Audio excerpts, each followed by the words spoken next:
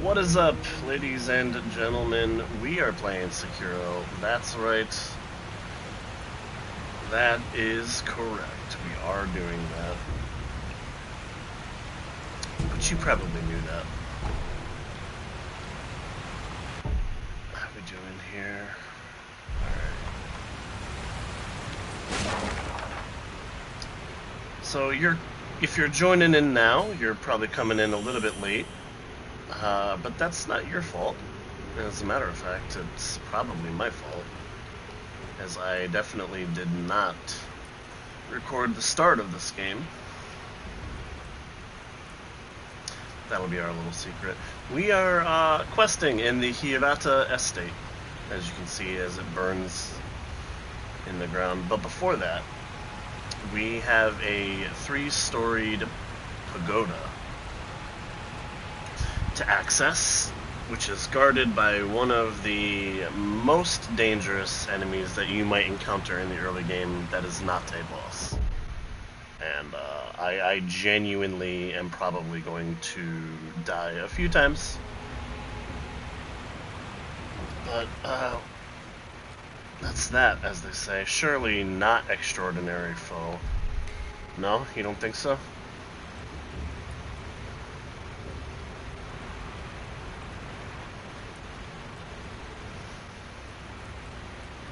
Let's see if we can get a recording of our own here.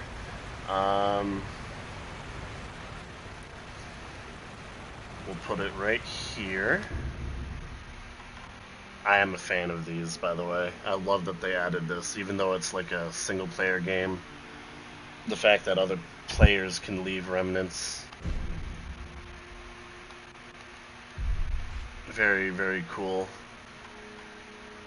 And they allow for some pretty fun shenanigans, as you'll see. Alright, let's go ahead and figure out our line.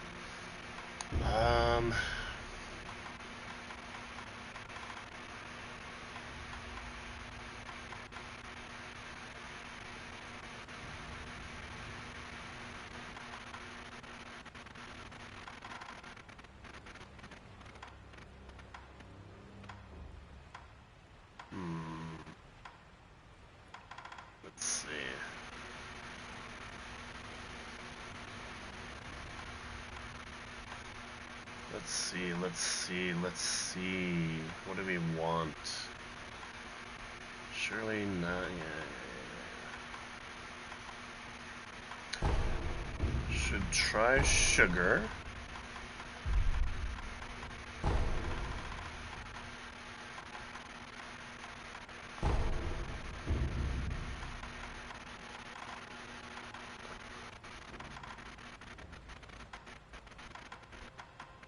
Is there a because? Because...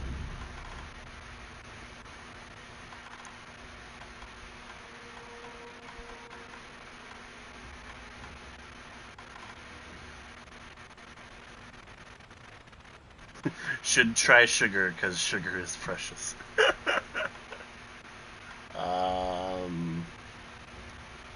Let's see.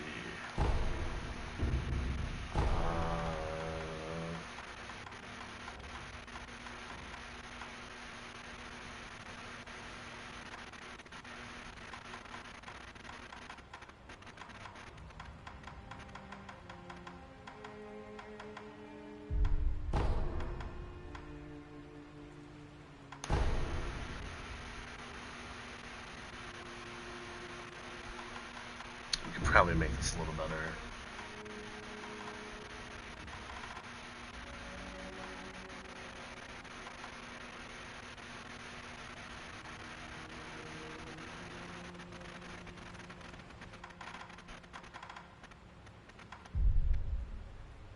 I think that's okay. I think we can get rid of the ... Should try sugar because we're the opponent. Alright, let's go.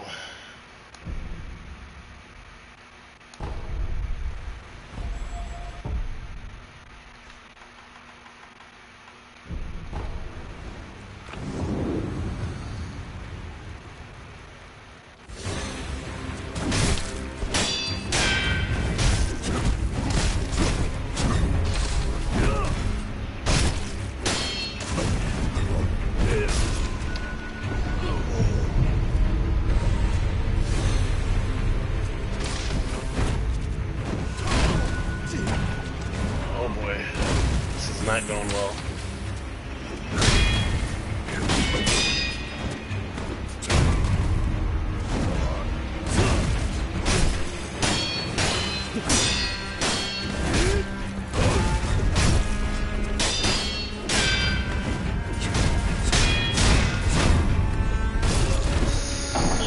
That's a death.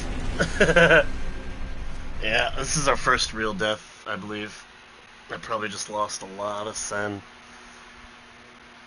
Let's hope for that 30% unseen aid. No unseen aid. Oh, we lost so much. Alright, so let's go ahead and be smart about this, because this is definitely going to be a difficult fight.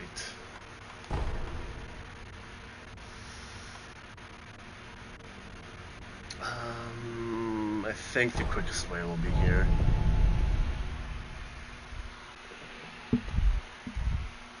It's been so long since I've fought that ministry dog. He is a bastard. Oh look, a big black cock.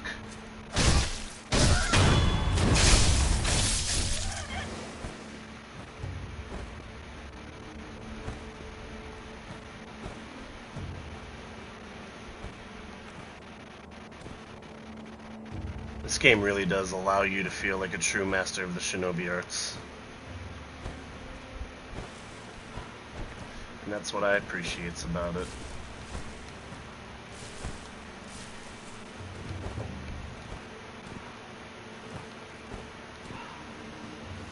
Go! Go, go, go! Bokuyo, ikaga ka ne? Ikaga ne?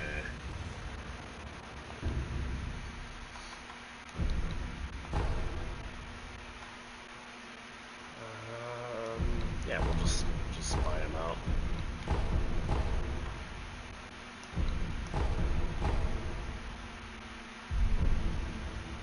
Shisha ga aru tokoro, mata kuyōshū ari.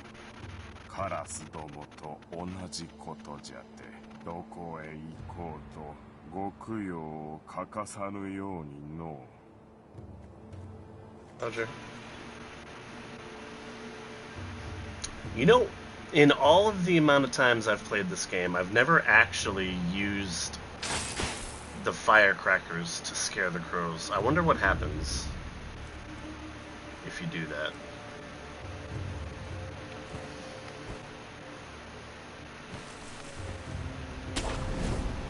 Because he specifically tells you not to.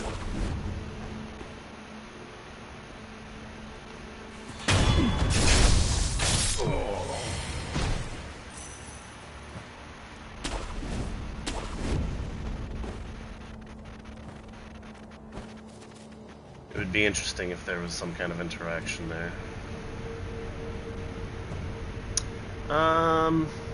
You know what?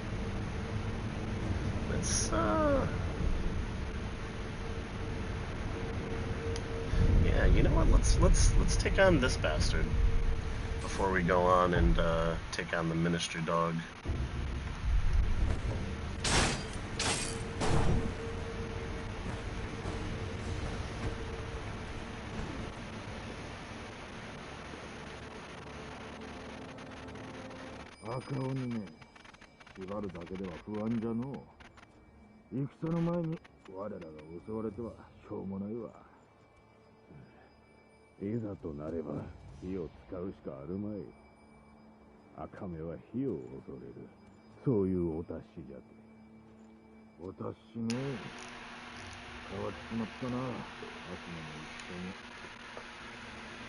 From this, we take the literal message that that big bastard up there is afraid of fire. But we also get a little bit of insight into the preparations for this war that they're understandably concerned about. We see that Genichiro himself is not above using odd methods to help defend Ashina.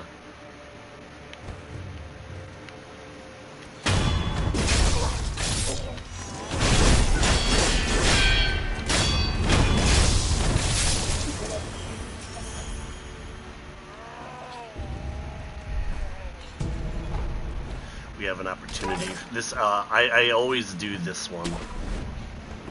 Let's see. Game foul, you say? What? Game foul? Oh. We got an alternate skin user.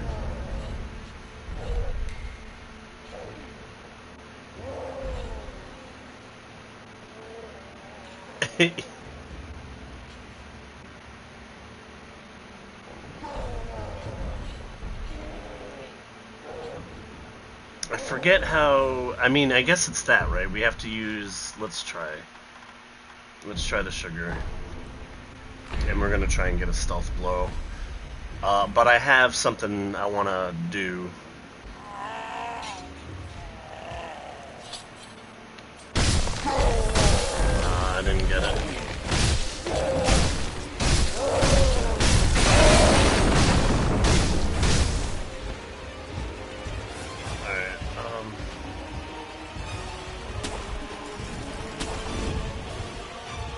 So we're gonna put this right here.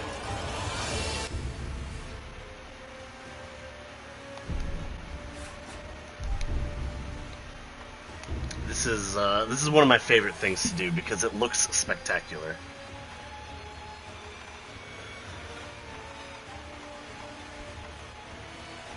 In case of blank, in case of grapple.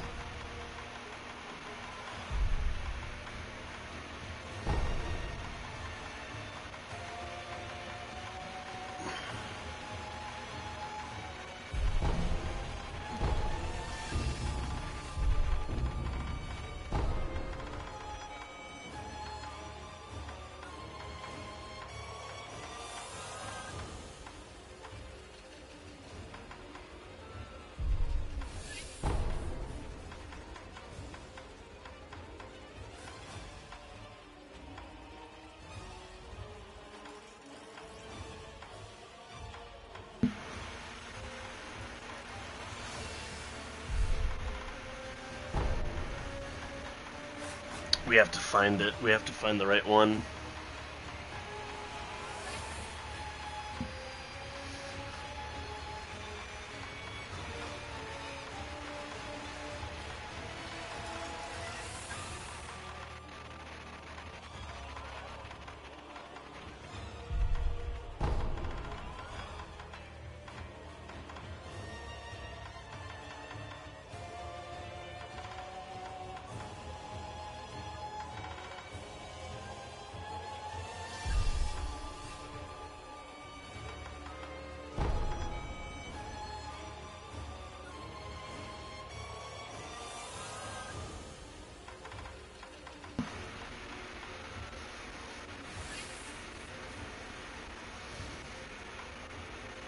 Guard, flex, you carry counter evasion, leverage, wall, peoples.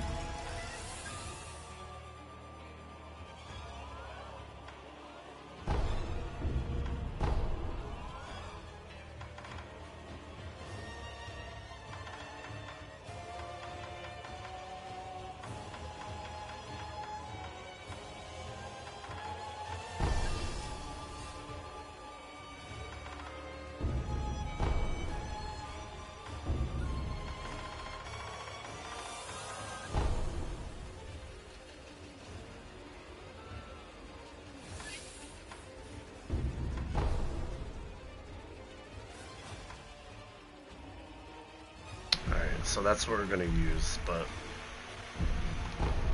we need for him to go away first.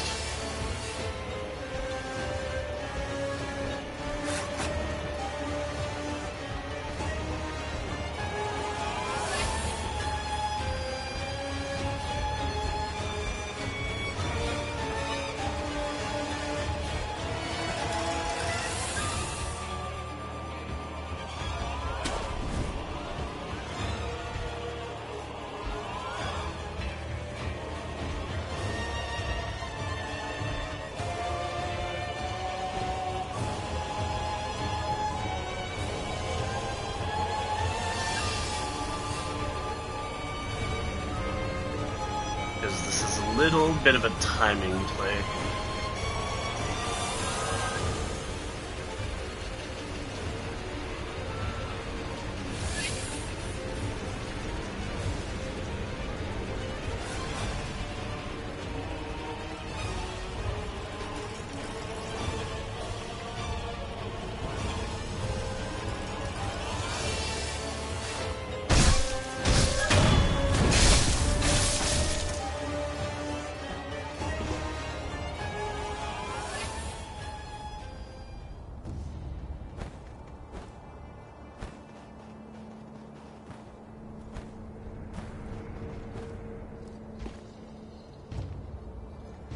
Wait for him to get just a little bit over there.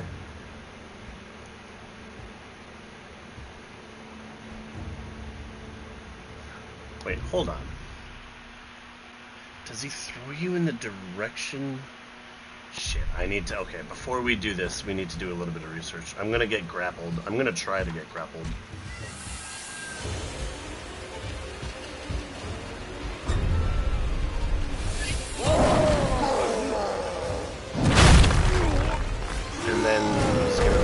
So we need to go in the opposite direction.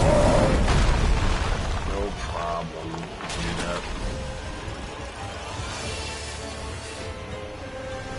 We can do that, no problem. Alright, good. Maybe you're seeing what I'm trying to put together now.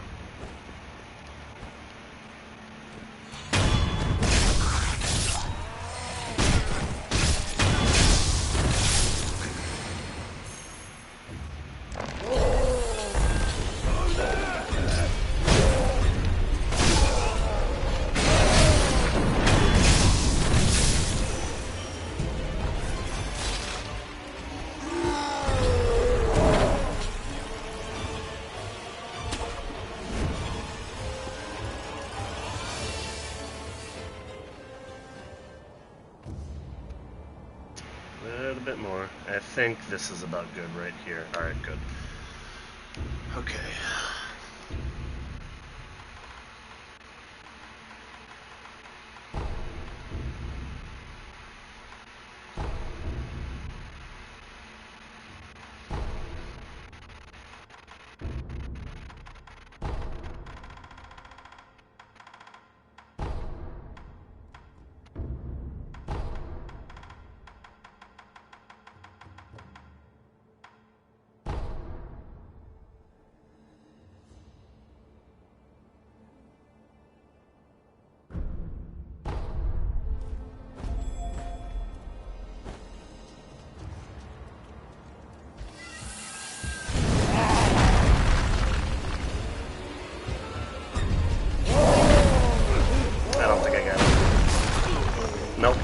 Did not get it. That's alright. We'll get it soon.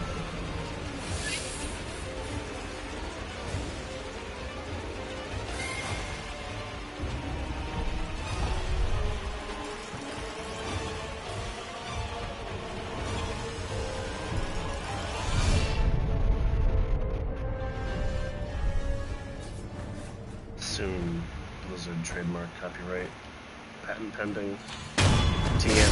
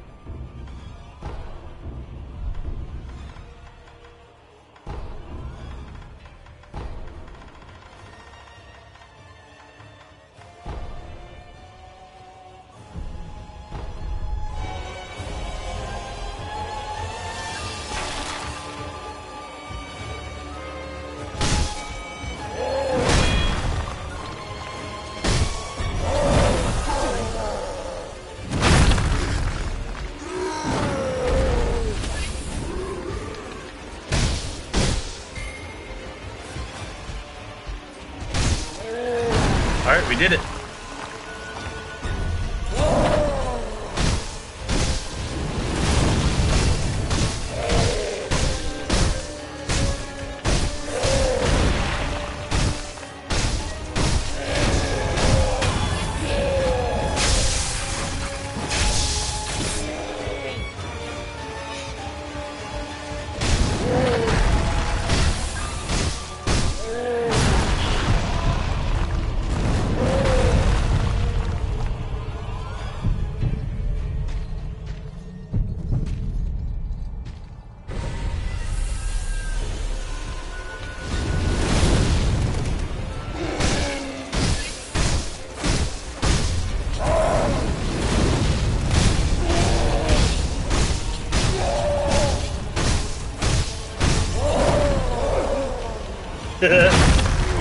Oh, did he kill me?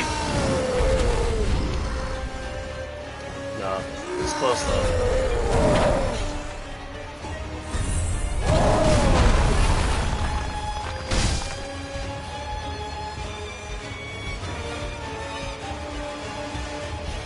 Just buying time to get those pellets off.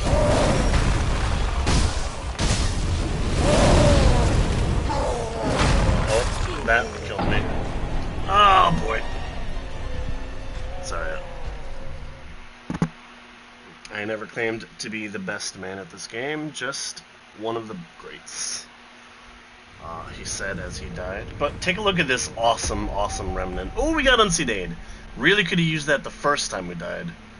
And not now, but hey, whatever. Check this one out. In case of jumping off, keep calm.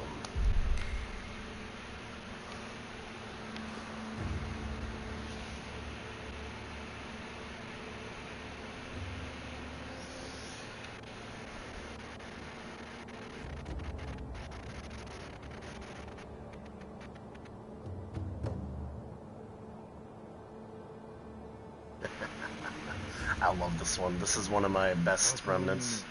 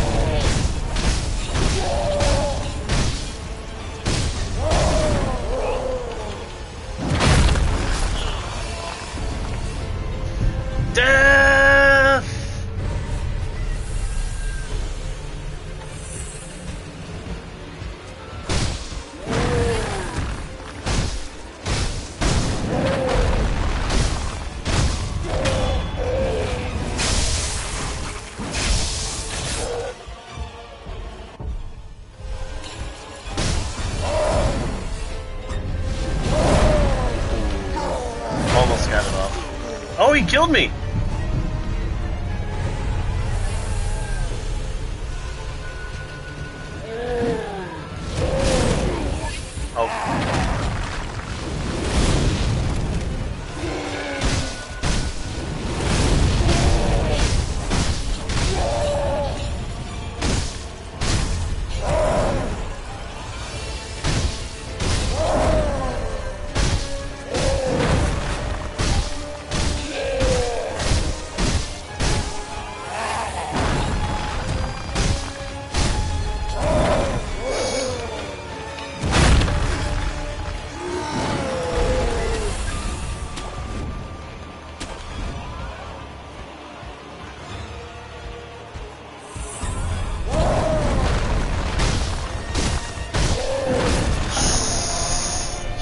Nice, man. We're getting fucking handled over here.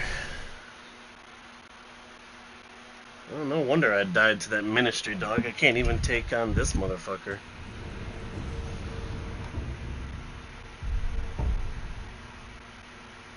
How much does this cost? 3, 6, 9, 10, 11, 12. 1, yeah, well, I should have had I should have had plenty of spirit emblems for that. I don't understand.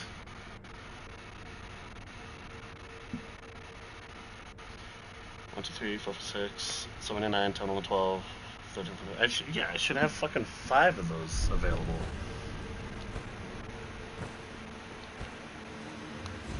Oh, does this cost?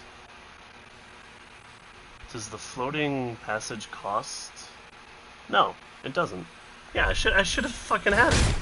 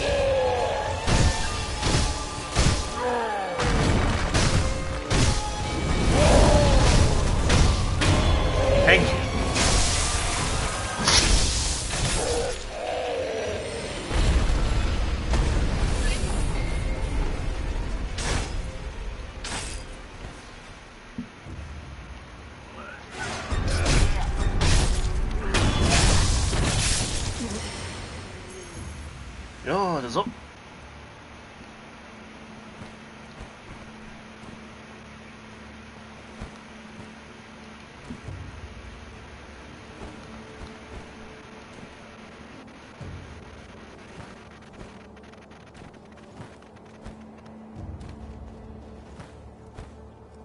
Can't get up there, huh? I always thought I could. I guess not.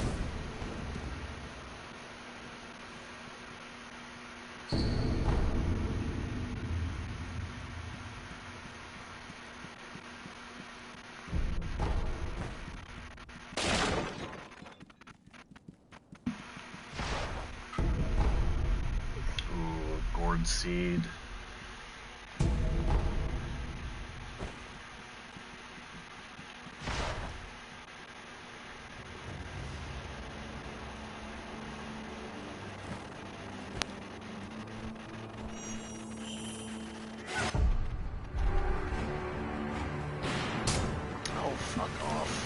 Alright, fine, you want to play like that? That's fine, we can play like that. I'll just go back, take the solo route.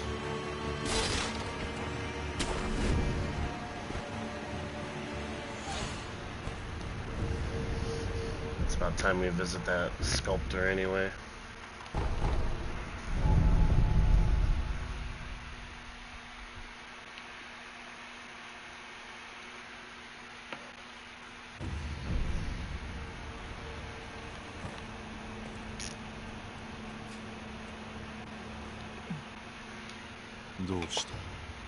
やはりかすかに顔を寄せねばわからぬほど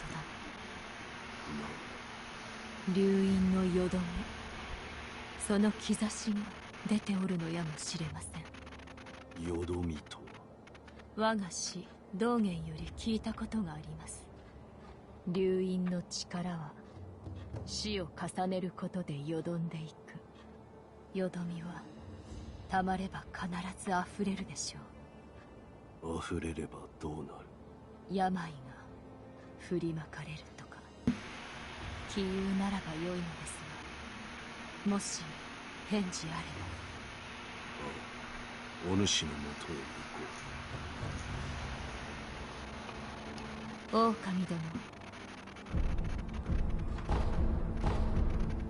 海星の力は九郎様の流飲の巫女の力と言われています。海星の力を与えられた者は死してなおよみがえる。幾度でもまた変わったことがあれば知らせてください。改正の力が何も見返りを求めぬとは思えぬのです。 Probably need to die a few more times in order to start that whole process. お前さ、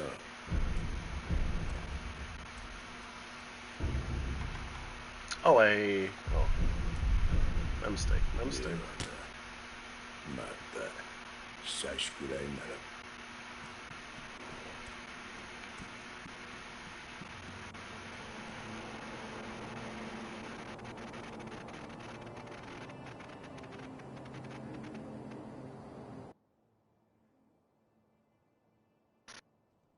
Hey, what's up? Damn, dude, you were pooping for a long time.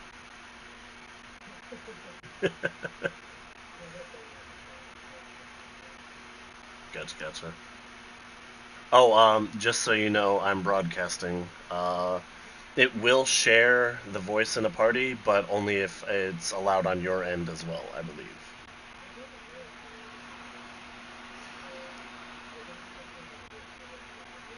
Okay. There's an option where you can go into your settings and change that. But again, like, I'm not saying you have to or anything. I'm just letting you know.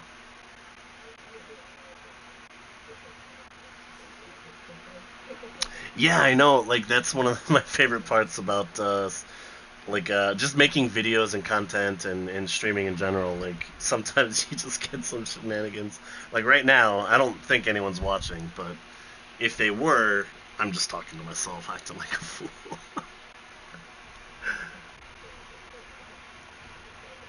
Yeah, right.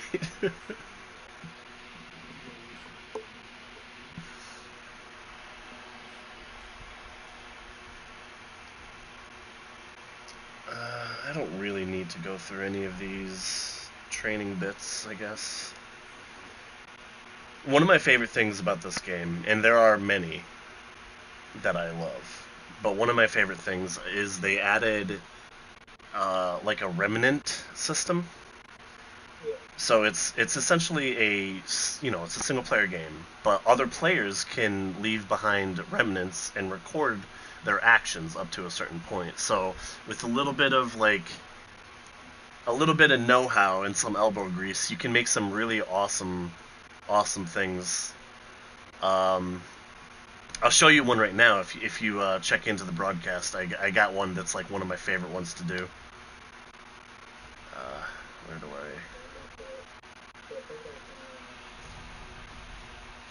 Yeah.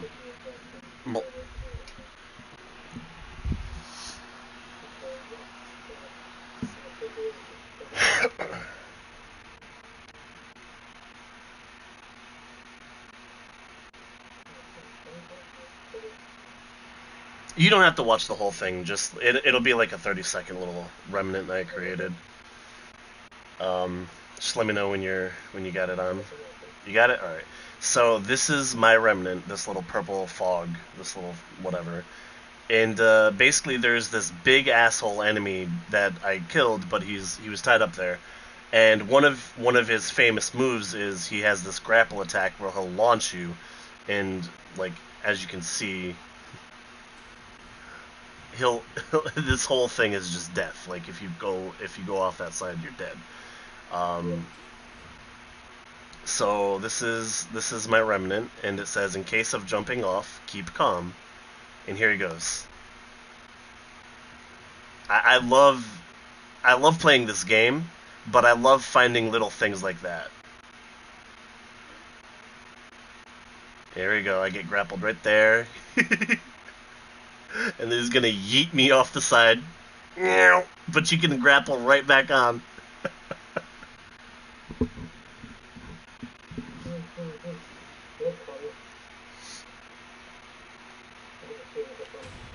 Yeah, I love finding little things where you like, cause like, I mean, some of the shit that people will put, they're just so stupid. Sometimes they won't even like say anything.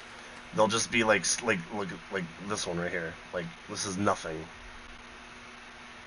He just like there's no words. He's just standing around. He's doing nothing. Garbage. Stupid. And then you find shit like mine, and it's actually good information that you can use.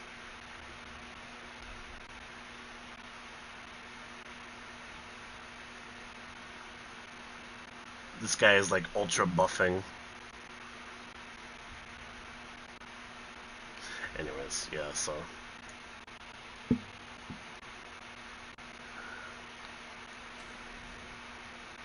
I also think this game is best experienced without a HUD. It makes it for, it makes it a little bit more challenging, but, like, it's so beautiful. I wish they would come out with, like, a PS5 update for it, because that would be insane.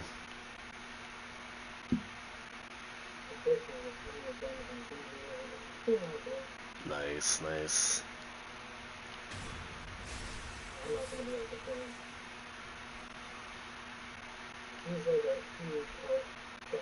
Oh yeah.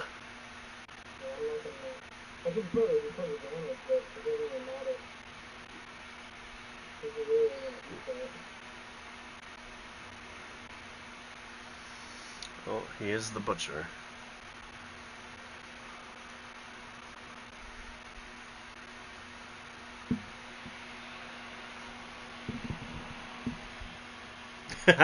You would like this. I think it was TI4 for Dota. I think it was the fourth international. And so they had this. Basically, once they got to like the semi and the grand finals, they basically had like a day off, just so all the teams could like go over strategy, relax, decompress. Like it's a 2 week grind. Like it takes its fucking toll. So one of the events that they put on was this thing where they would randomly select viewers or attendees from the audience who had played Dota to play like a 10 versus 10 with the pros. So they had 10 professional players, 5 on one team, 5 on the other, and then they would grab another 10 players from the audience randomly. And you got to play like a 10v10. Dota's a 5v5 game. You got to play a literal 10v10 with professional players. You could actually play with pros. It was really cool, right? And one of the characters, they went out and they were like, "Oh, we have to get this one." He was a pudge a butcher cosplayer. He had the mask. He had like this little bodysuit that like gave him all like he had like this little like plastic hook and chains. He had all of that stuff, right? And they grabbed him and they bring him down. They're like, we gotta get this guy on. And he sits down and he starts playing. He's still got his mask on, right? And like they're doing like the close-ups, the interviews. They're like talking to some of the players, like who do you want to play? Who are you excited to play with the most? And they get to this guy,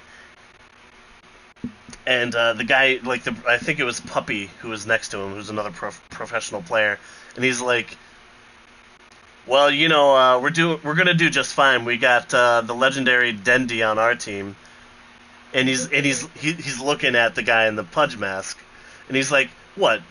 What do you mean? This is Dendi? And they take the mask off. It's literally like Dendi, who's like famous for like playing Pudge and Marana and a bunch of other skill shot heroes. And he was like, dude, yeah, literally fucking got on as a pro player pretending to be a fucking casual. It was so cool.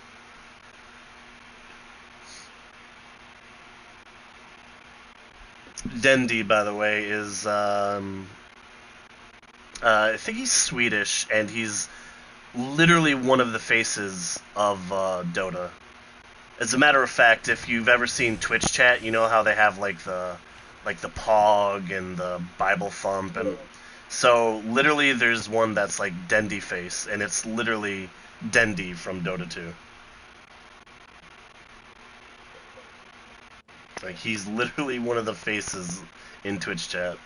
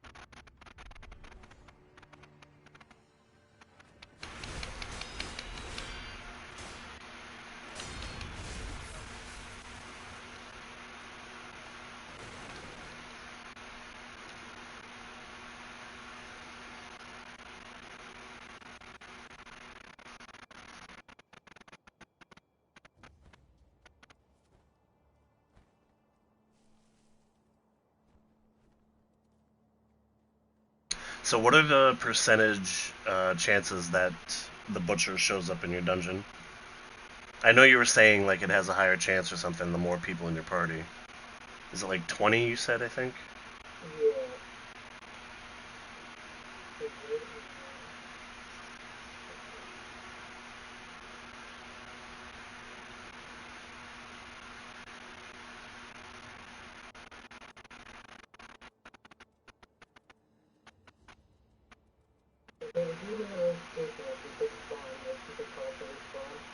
Mm-hmm.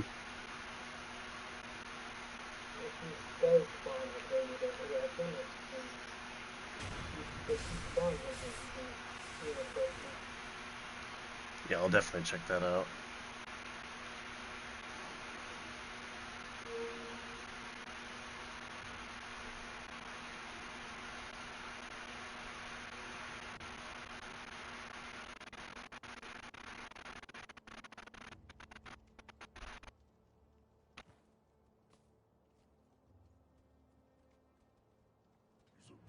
Shit.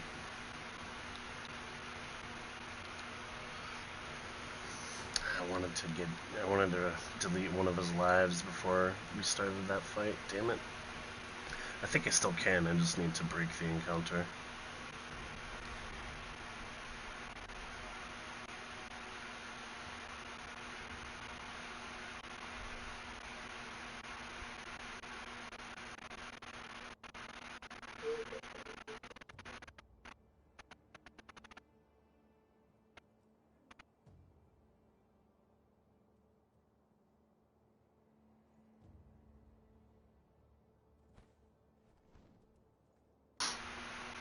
Oh, I looked up some of the voice actors for that game. Troy Baker is one of them. Classic, of course he is, right? Like it's Troy Baker. But Laura Bailey also does um, the female undead hunter.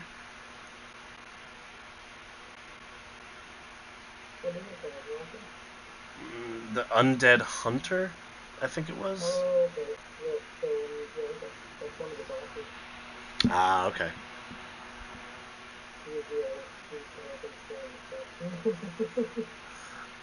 I mean, if it's Laura Bailey telling me I suck, I'll listen to it.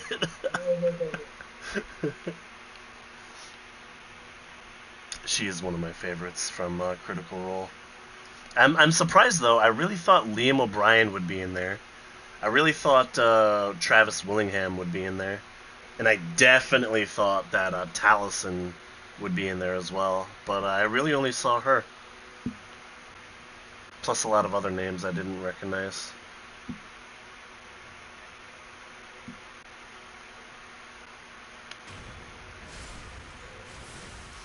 Oh, who's that girl from? You probably wouldn't. You probably haven't watched True Blood. Have you watched True Blood? Oh, you have. Okay. The she's like a redhead. She's like super hot, very thin. Yeah, Deborah, I think, something like that. She voices. I forget who she voices, but she's in there. She voices one of the main. I think it might be Lilith, actually. You know what? I think it's gonna be maybe a little bit because it sounds, it sounds familiar. Mm. The voice sounds actually really familiar with it. You know how it's like once you figure out the face of the voice actor, it Yeah, becomes very familiar. yeah. You're like, oh yeah, that totally checks out.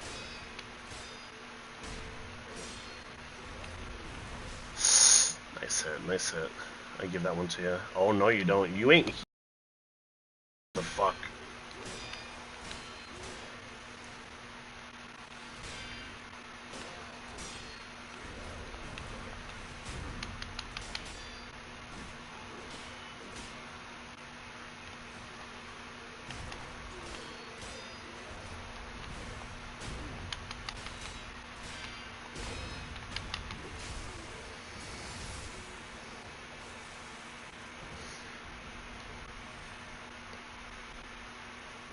Perfect.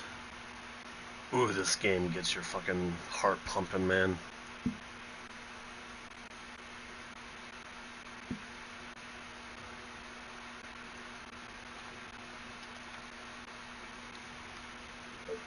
Once my attack speed gets 85% attack speed increase, Mm.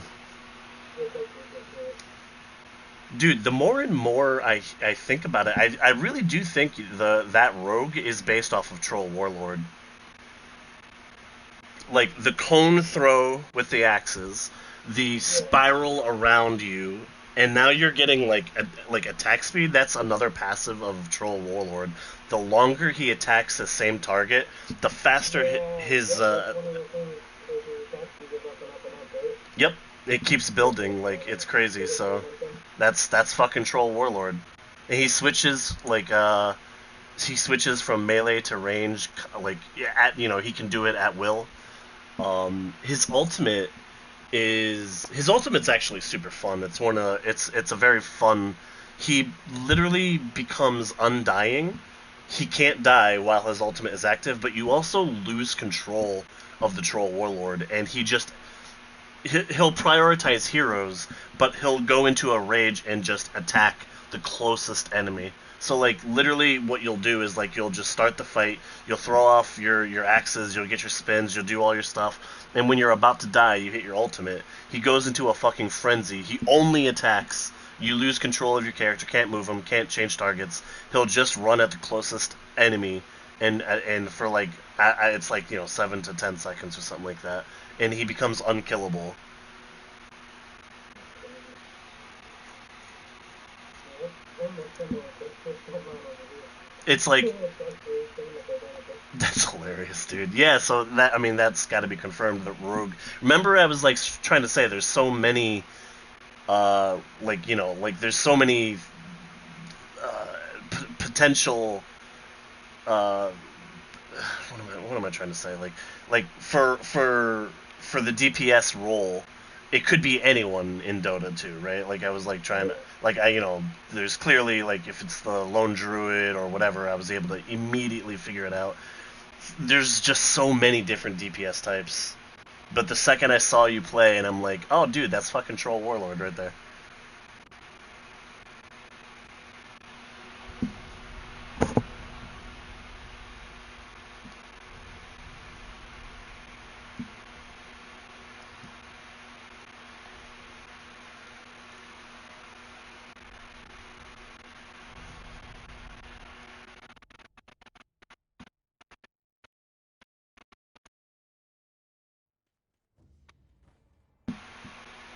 Yeah, so you want to watch real quick?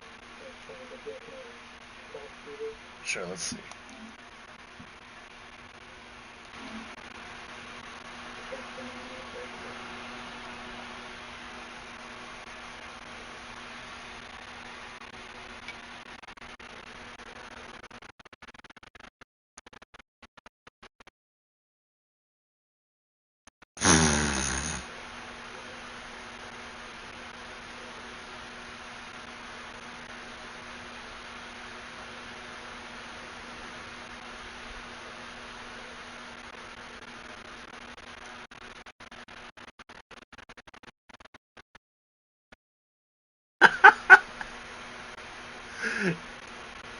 That's fucking crazy.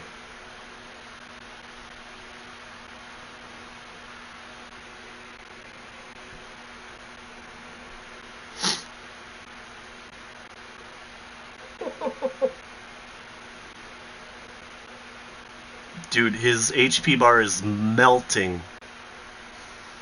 That's fucking hilarious.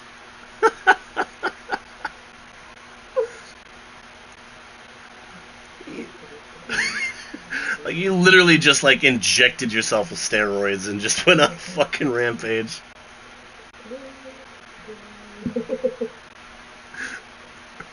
I just like how my life Yeah, yeah, yeah.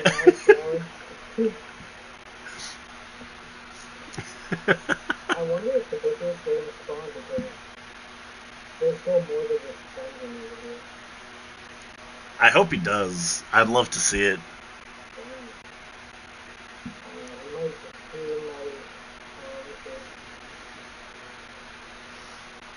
He might actually be the boss for this one. He might be the big bad. Yeah,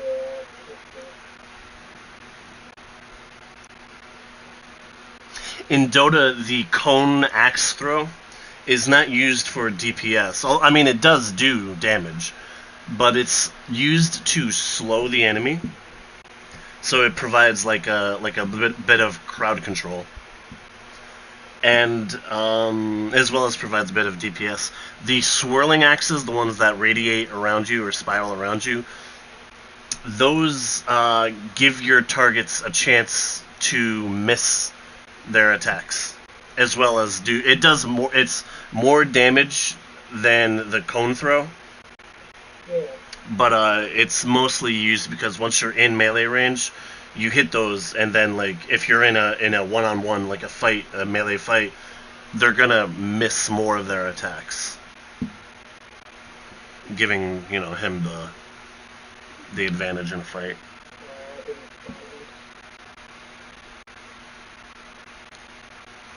A crude ruby, a Kruby.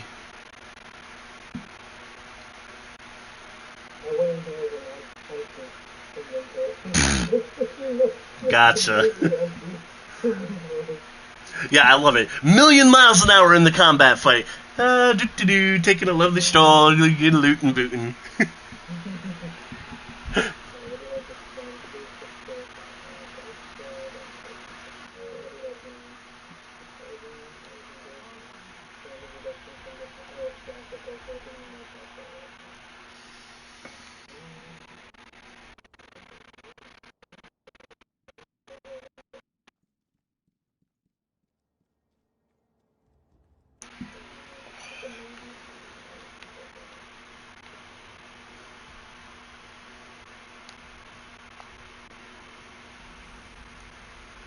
First prayer necklace.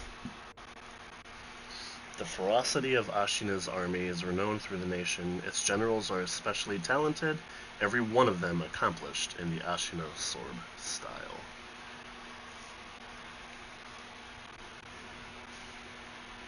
I'm still hopeful that there's a Sekiro DLC.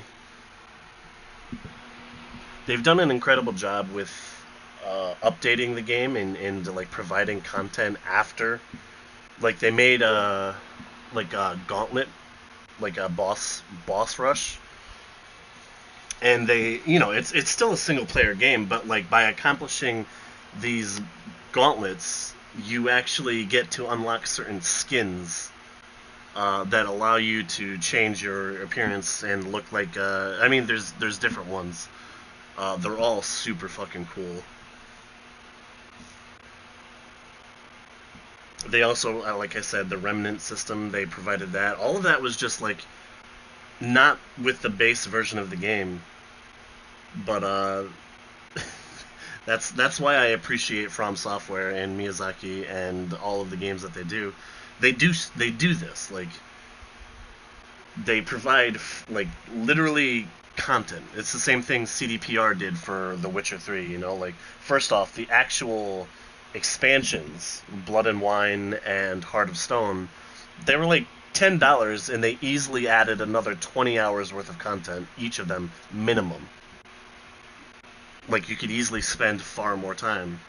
But more than that, like, those were just the expansions. They had like 20 unique pieces of actual downloadable content for free, adding quests, adding alternate skins, uh, better weapons, better, like, stuff that you could actually acquire in game. I mean, I have so much respect for them for doing that. It sucks because you get all of these studios nowadays they're just beating dead horses for more and more money. It's why I can never play another like Call of Duty game. I can't throw any more money to them. That studio needs to fucking die out. They're not changing their ways. They're only profiting for the purpose of profit. Shit. Oh, because series, so they came out with all these like new skins, Mm. instead of almost like did like a demographic stuff and see that they buying skins. Uh huh. Out of nowhere they started coming out with all like the sports players, like all athletes, Oh, like okay. skin clothing. Oh, okay. Yeah, yeah. And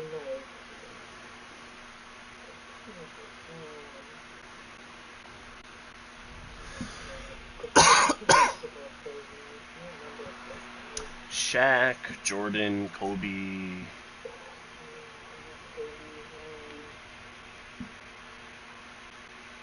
Kobe, what's the game looking at?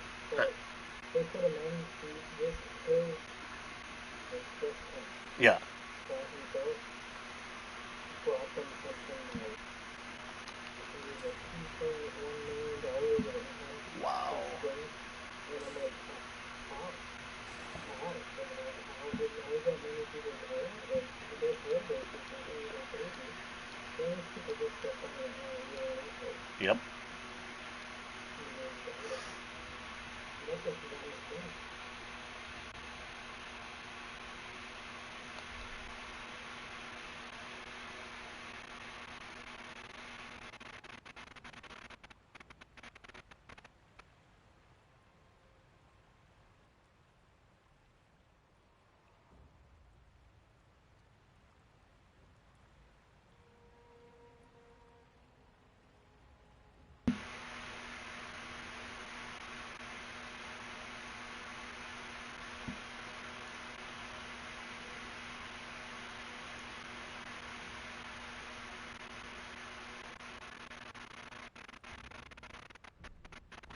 Let's try and re-record this message.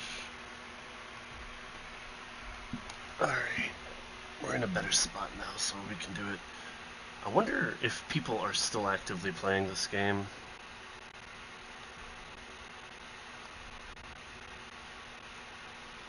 I totally believe that, by the way. Like, getting, like, endorsements from pro players and then putting their skins in. There's people who will literally just throw you their wallet for that. It's just crazy to me. I don't understand how people just get, I want that skin right now. There's one of the skins, well, it was like two rabbits that you put, and then there's like goofy looking, like super goofy looking. Mm-hmm. They made it $40. Just that by itself. And then it's like, My god, dude.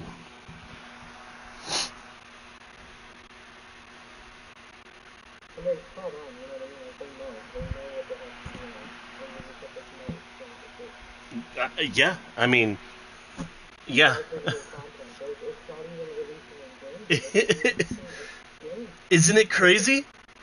It blows my mind, dude.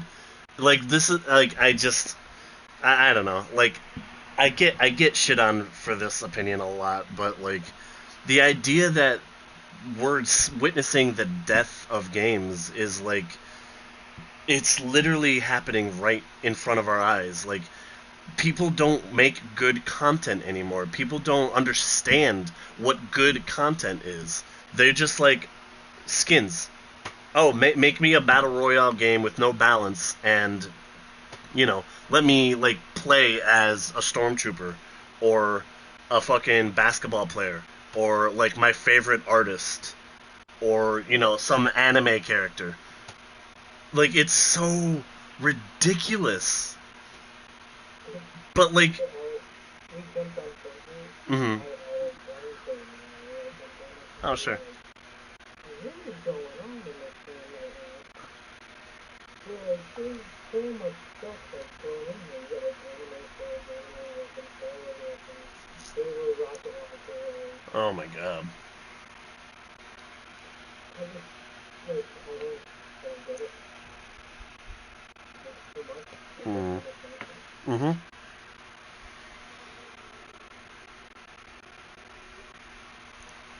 Yeah. I'm right there with you, man. It's too much.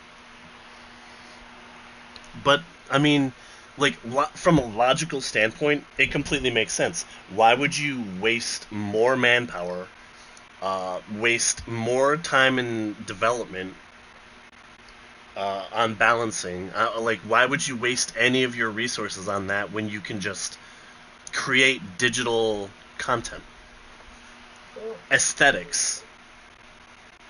Like you approach X, Y, or Z person. You say, hey, we're gonna give you like 25% of our profits to use your likeness. Is that cool?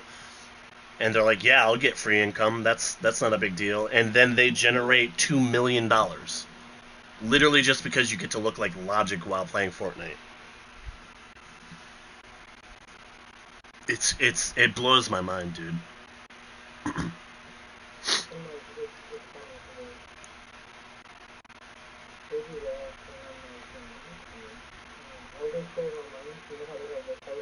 Yeah.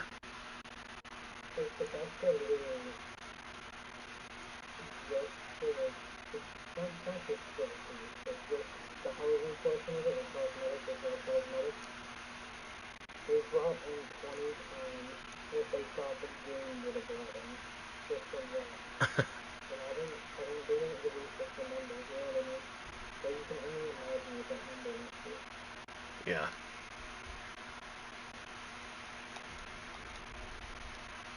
The Battle Pass though, Mm-hmm. that they have, has made more money than Fallout 76.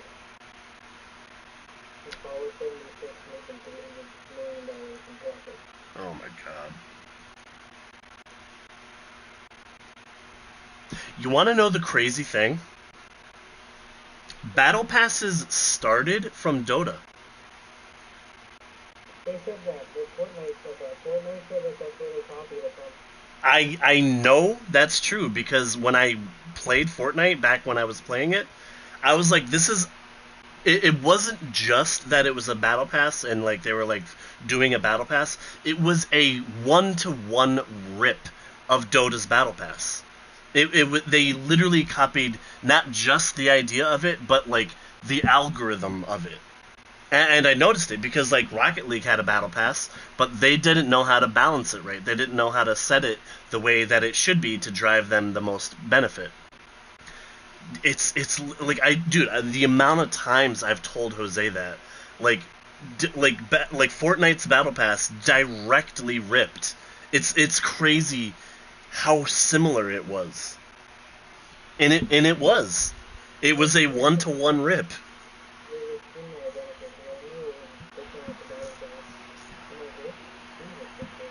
Remember I told you, I think I might have even said that to you, but I've seen this before, and like, where did this thing come from?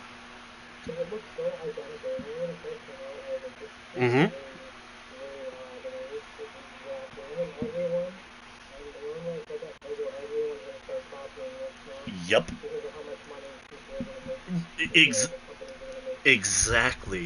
See, like, I don't hate the process or the logic of it because like you make a game, you make your content, you should be able to promote it, but like there's a difference between a good promotion and a bad one. Dota's battle pass was extraordinary, purely aesthetic, not pay to win, nothing changed that would like tip the game in your favor. It would just personalize your game. Fortnite did that originally. Fortnite did that. I had to respect it. You see battle passes for like Doom or Call of Duty's battle pass. Like none of them make sense. There's no ratio. There's no balance to it. It's like it's there just to generate revenue. So Call of Duty has Yeah. For $20. You can get the normal battle pass. Or, if you want an elite battle pass, Oh my god. if you're premium, you get, so there's the 2 tiers, and now you get the free stuff for the fire, then you get the premium, like the regular, so you pay for the battle pass. Yep. Now, if you spend $60, you get a premium battle pass. Fuck off.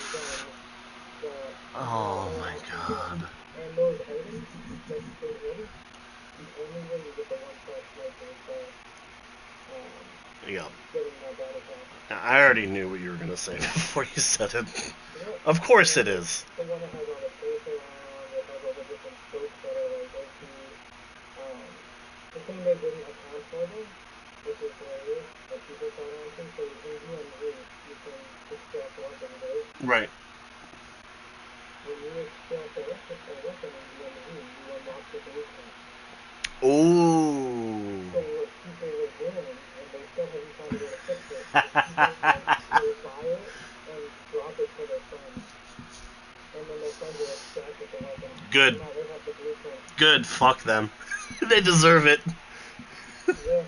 They deserve it. If that's what they're doing, yeah, 1000% fuck them. Oh my lord, that is hilarious. Of course they wouldn't know that that was gonna happen. They're so... Dude, they are lost in the sauce, boss. They cannot get their heads out their ass. Yeah, it just says they're not paying attention to this stuff. Oh my god. Fucking Activision, dude. Whatever, man. My brother is like, he's hard into it. He's hard into like DMZ, and he loves playing it. He's like, he played the Modern Warfare 2 that came out. I'm like, I remember the original Modern Warfare 2, you fucks. And like, they're just so far gone. No, it's not even worth it. I like DMZ, but it's fun.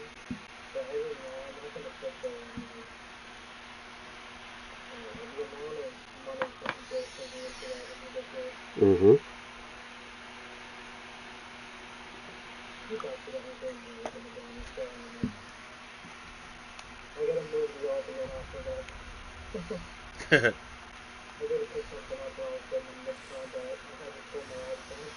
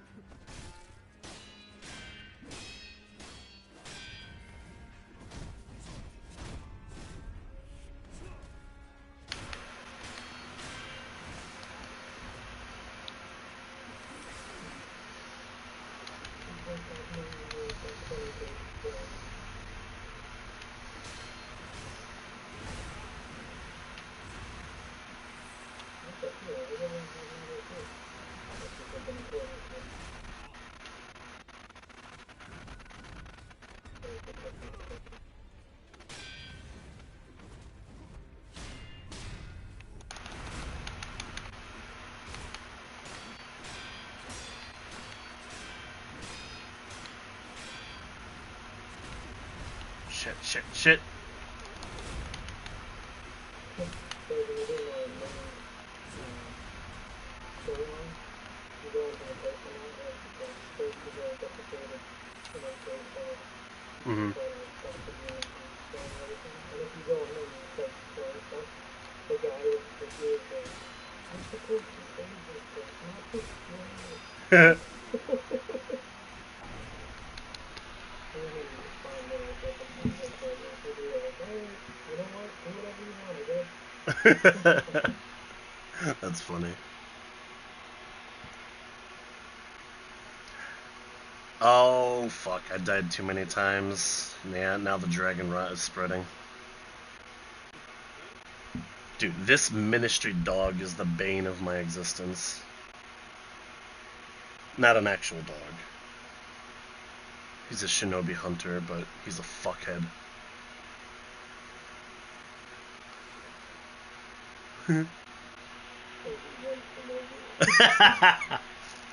That's good. I've never heard those words before.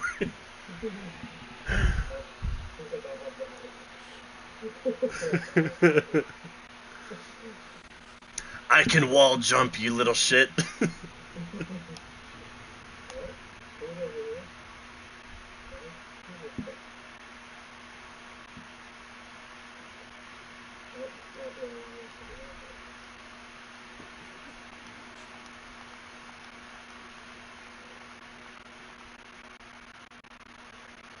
Well, it might as well have happened. I was needing to start this part of the game anyway.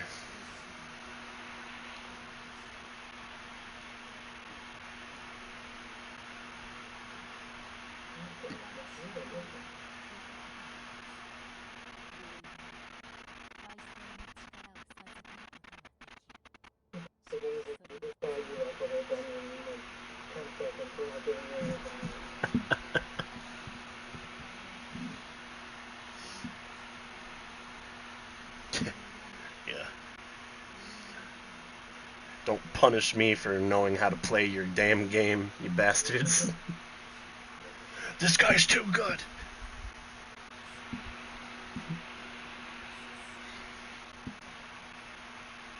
Oh, as I say that, I got a freaking incest to take the best you can get. Oh, nice. So that,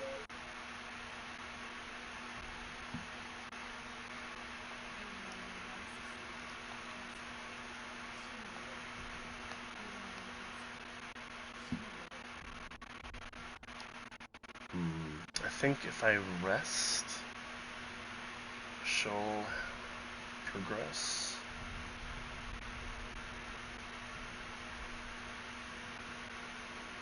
Nope, she's gone.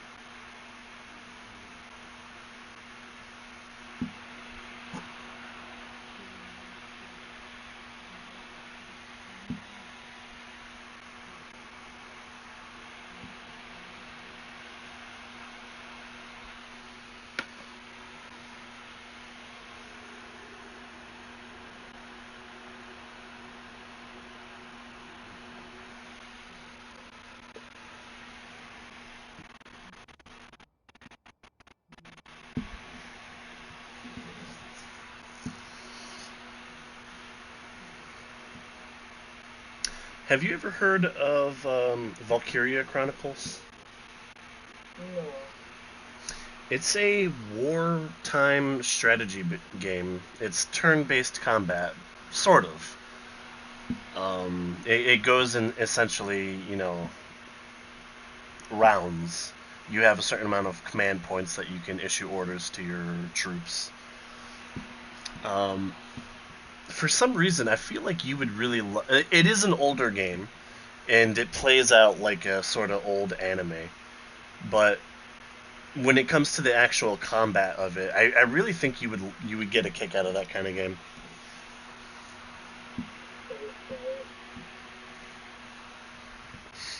I don't think it's uh, too expensive. I'm pretty sure. I mean, it came out in like, oh jeez, a long time ago. So yeah, I mean, it's probably pretty cheap.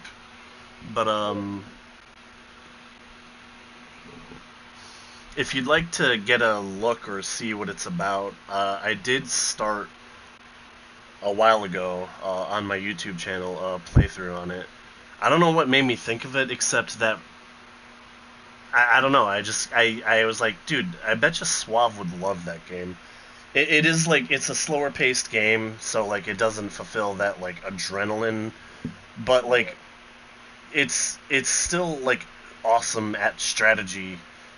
You really have to like consider your surroundings, your objectives. You have to use your units well. I think you would actually really get a kick out of that kind of game, even though it is an older game. and you can definitely feel it. Like it's from like 2009, or I think it first released for Sega as well. So I'm not sure how Sony got the rights to it, but it came out for the PS3. I played it way back in the day, maybe around like 2011-ish. Um,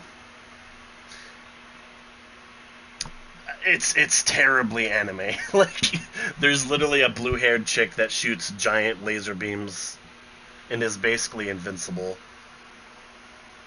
as well as just the typical anime storylining. But the actual gameplay, uh, I it looked at it and I it's agree with you. it's pretty cool. You might actually get a kick out of it. I don't know what exactly made me think of that, except it just popped into my head, and I was like, yeah, that actually kind of makes sense. You would probably really like that game. If you're ever looking for another game that's just like not your typical adrenaline 50 million attack speed, killing everything and melting their armor in 5 seconds. Like, if you ever wanted to just play like a cool down game, but still like challenging, you would definitely, I think, appreciate this one.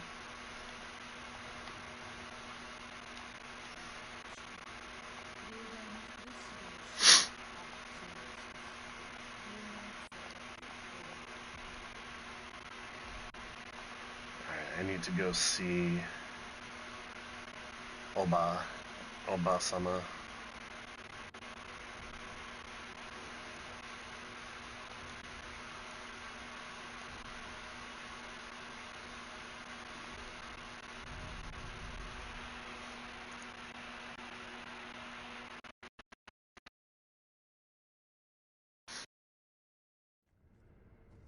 I've been playing like a ton of Secret of Mana, but I did start with Legend of Dragoon and Valkyria as like, I don't know. Like I never intended to actually start like a YouTube series on it, but I don't know. I made the choice and I went with it, and those were the two games I started with.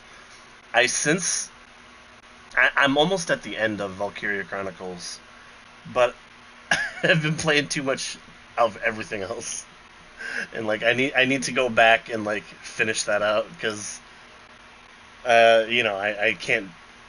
I can't just leave it unfinished, especially when it's so close. Uh, there's oh yeah, so there's Valkyria Chronicles, and then there's Valkyria Chronicles 4, and those are like the real time strategy uh, based games. There's others, Valkyria 2 and 3, and a few others, but they are different. It's more action oriented. It's more like not turn based combat, but actual like real time fighting. But those games never really appealed to me.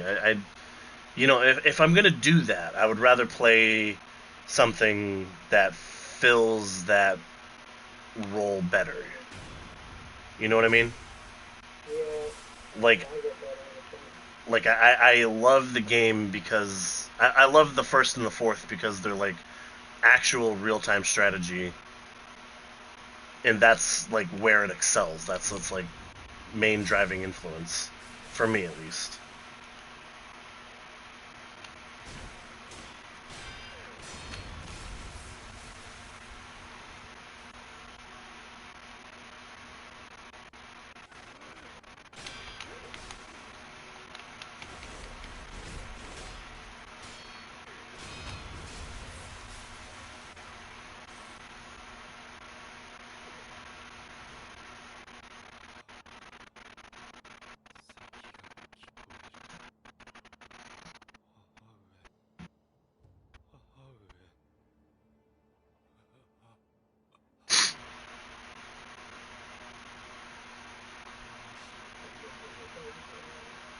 Does he die here?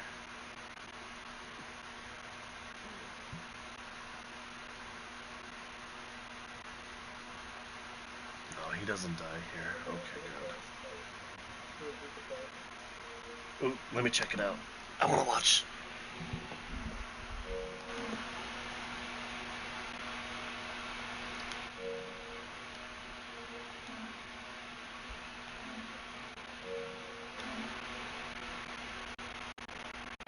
Alright, let's watch. Let's watch this one dude melt this guy's HP. Khazra Abomination, level 31.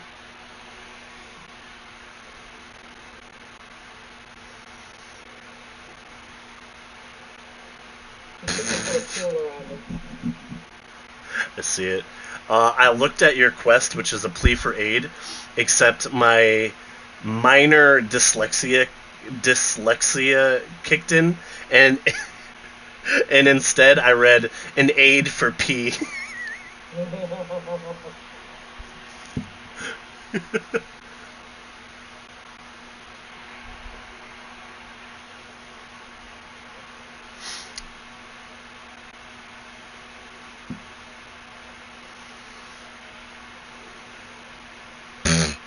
Jesus Christ, dude. I just hear chink chink chink chink chink chink chink chink chink chink chink chink chink.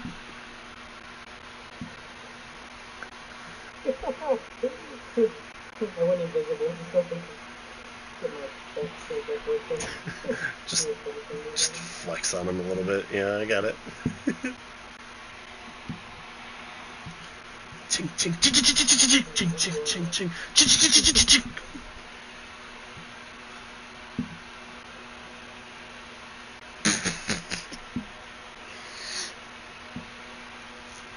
Yeah, I can see why you like playing this game. This is like something that you specifically can excel in very well because you understand a lot of its minutia.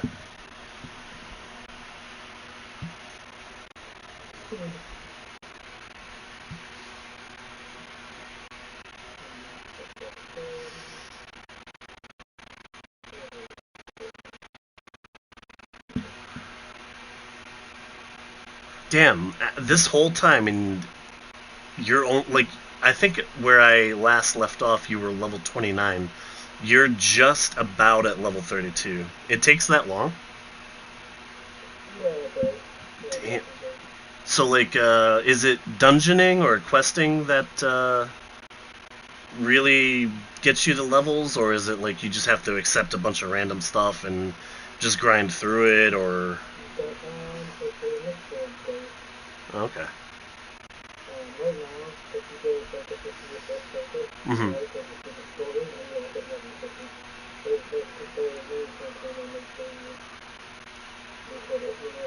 Right. That makes sense.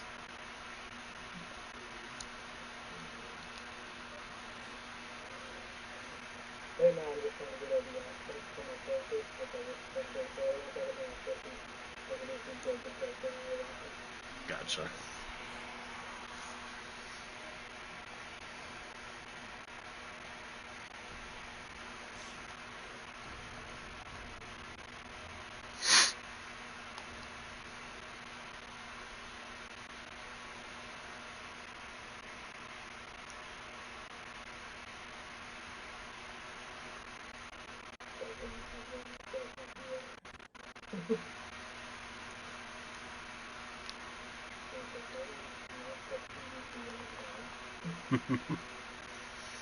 But I wanna kill NPCs.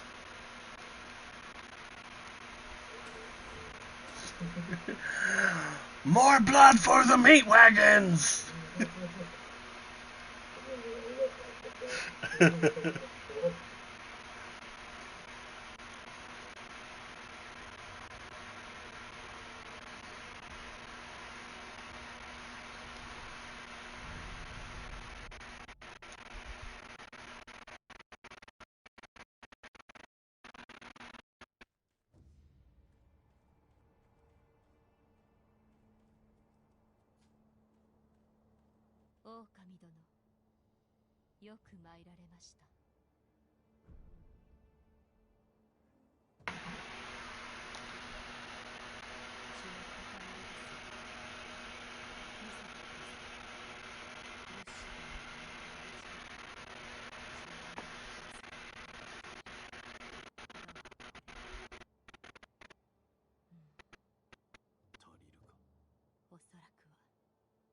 れで竜害の調べを進めます。また戻った時に期待していてください。では。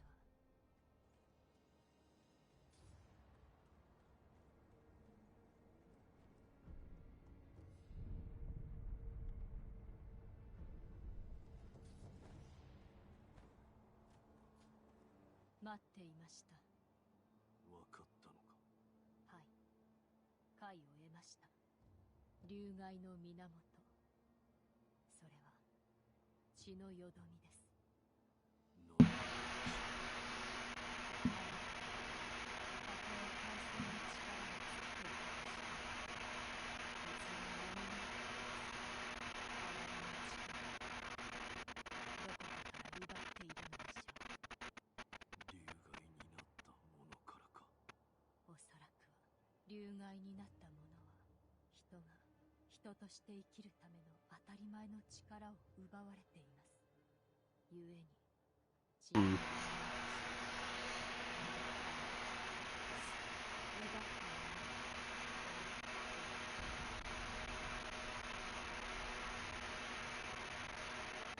An item that is rarely dropped by the divine heir of the dragon's heritage.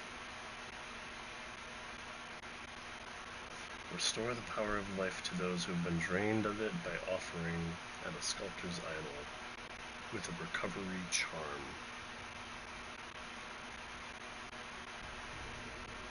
And there's the recovery charm. With this charm, one can offer dragon's blood at a sculptor's idol.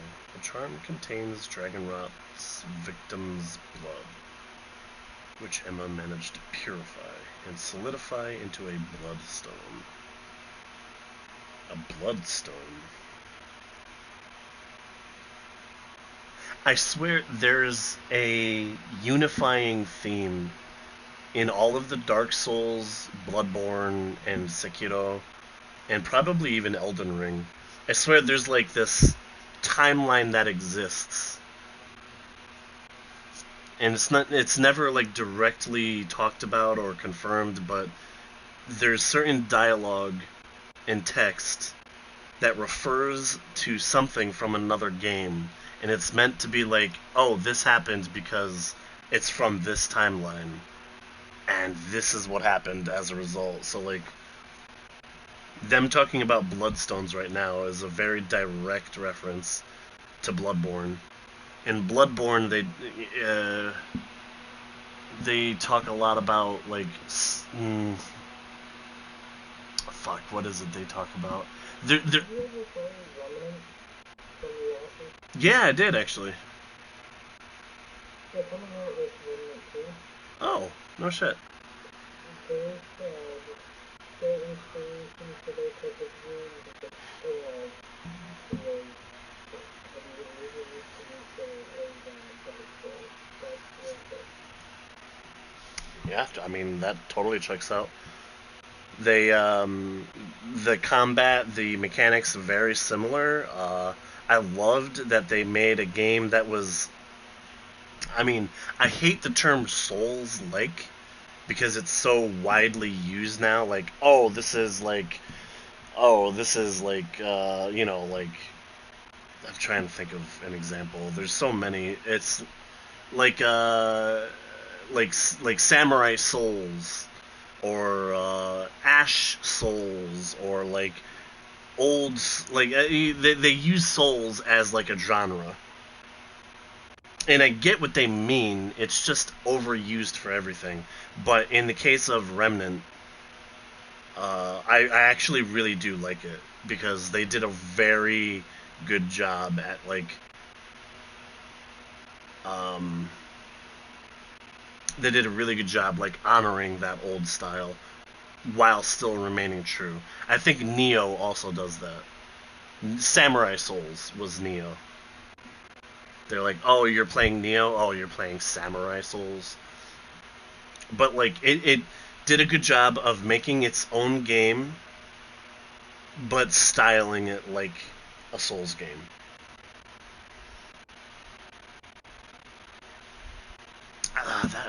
Fuck, man. I need to go back and finish that game. That game was actually difficult. Now that I think about it, I had once I got to like about the mid portion of the game, there's a lot of like back and forth and traveling and like enemies. They're tough, man. And the whole concept was very odd too. You would create these ash shells. So you're in basically free playing, right? Uh huh. So that's what I was looking into it. Mm-hmm. And the only reason I actually stopped playing that game was because the game kept crashing. Because it was synced on PS4 not PS5.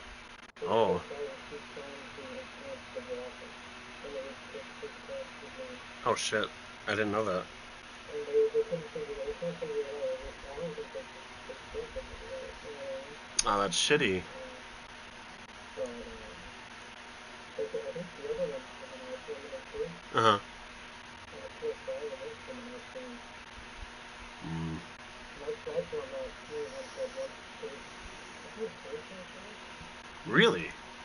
Yeah, once it's free or free. I think it's free. I think they said they wanted to make it more challenging. They said PS4 was too much.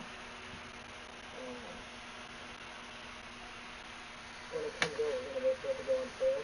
And Mm-hmm. we'll pick it up when it goes on sale. All right. I might jump on that. Yeah, it costs, I mean, it didn't take long for the first one to go on sale. Yeah. Because it's not like one of those just didn't go on sale. Everyone's like, oh, I gotta get this game. Because it's a good game, man. It is a good game, yeah.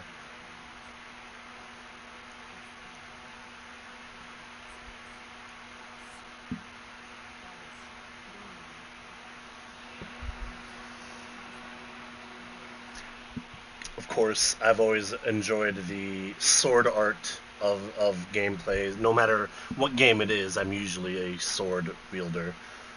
It depends on the game. Sometimes it's like a one-handed samurai blade. Sometimes it's a two-handed heavy fucking guts blade.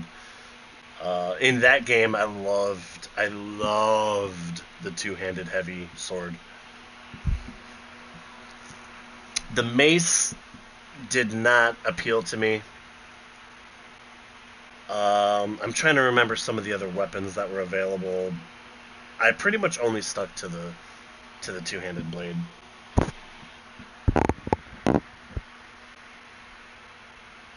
I feel like that's such a hard pattern to break, you know? Like you have your preference of weapon, like a sword has such versatility. You can use it in any area. It's always going to be effective. You have thrusts, you have vertical, horizontal slices. With a mace, it's pretty much just vertical chops, one hits. Same with a hammer. With spears, it's mostly just thrusts. But a sword is just too versatile.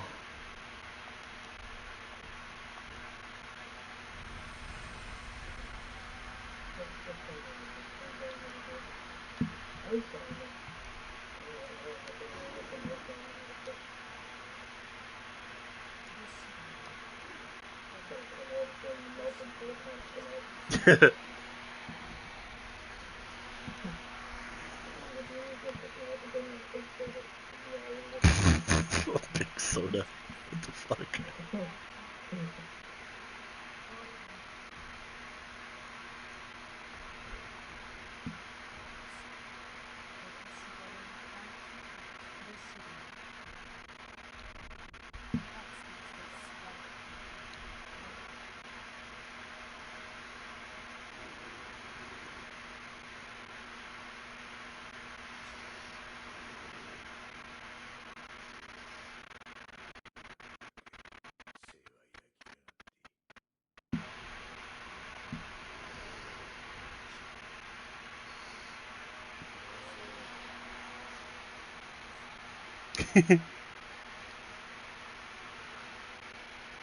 So this game, they use sake as a lore drop. Yeah. you can basically share sake when you receive it with certain NPCs, and they will essentially just start talking about, you know, whatever, whichever. The funny thing is, the first time you get it, it's to celebrate the sculptor's return to health. So basically, like, you get the dragon rot, people start like coughing up blood and losing their ability to speak and all that. You cure it, you figure out how to cure it, and you cure it. And the legendary doctor sword saint Emma will give you, she calls it tea, to give to the sculptor. And like, so you go to the sculptor, you give it to him. He's like, I brought tea. He takes it, he sniffs it, he says, "This tea smells wonderful. Suppose I'll try it." And it's literally sake. It's literally like the Japanese alcoholic drink. He's like, "Oh, I really like this tea, though."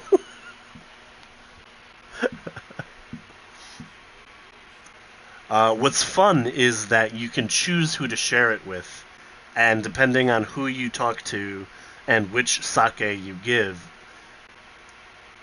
or tea, I suppose, it changes their dialogue. It changes what they have to say, and there's like one, two, three people, four people. I think there's four different people that you can share sake with, and there's Ashina sake, Dragon Spring sake. There's another one I can't remember the name of, and I think there's either 3 or 4 different types of sake as well.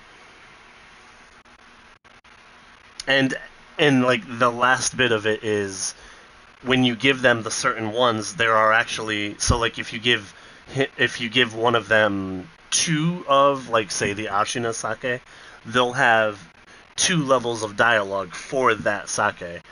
So, like, no matter who you share it with and what amount you give to them, they have something to say for it.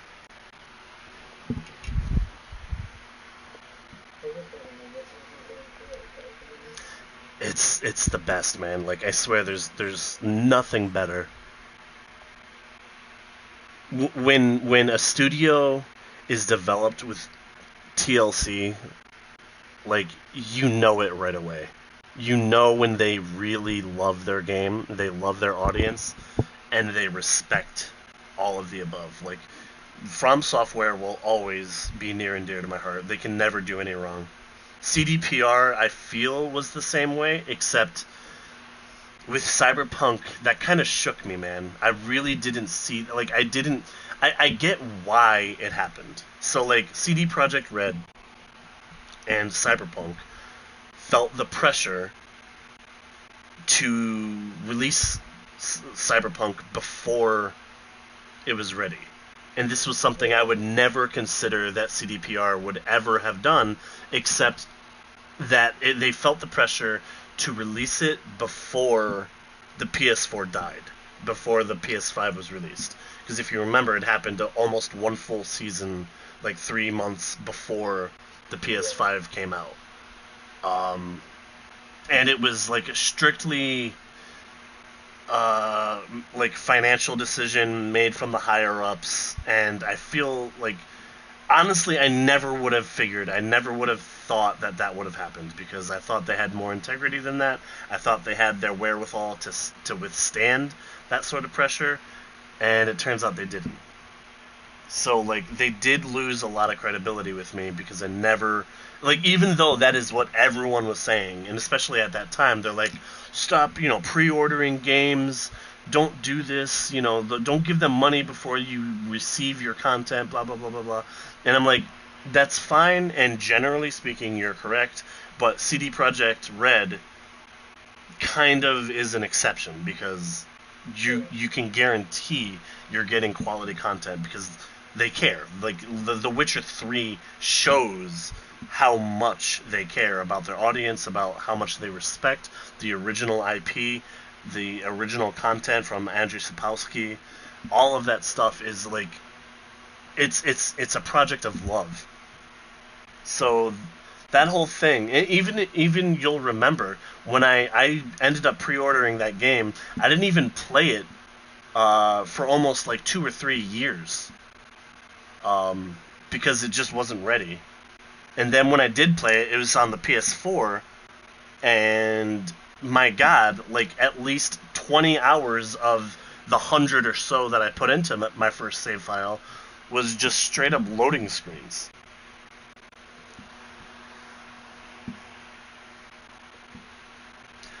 Speaking of which, I heard they're releasing Phantom Liberty, the DLC for that, and it's essentially changing the entire game. Oh yeah, I was reading on it. It's gonna be huge, and so it's gonna change a lot in that game.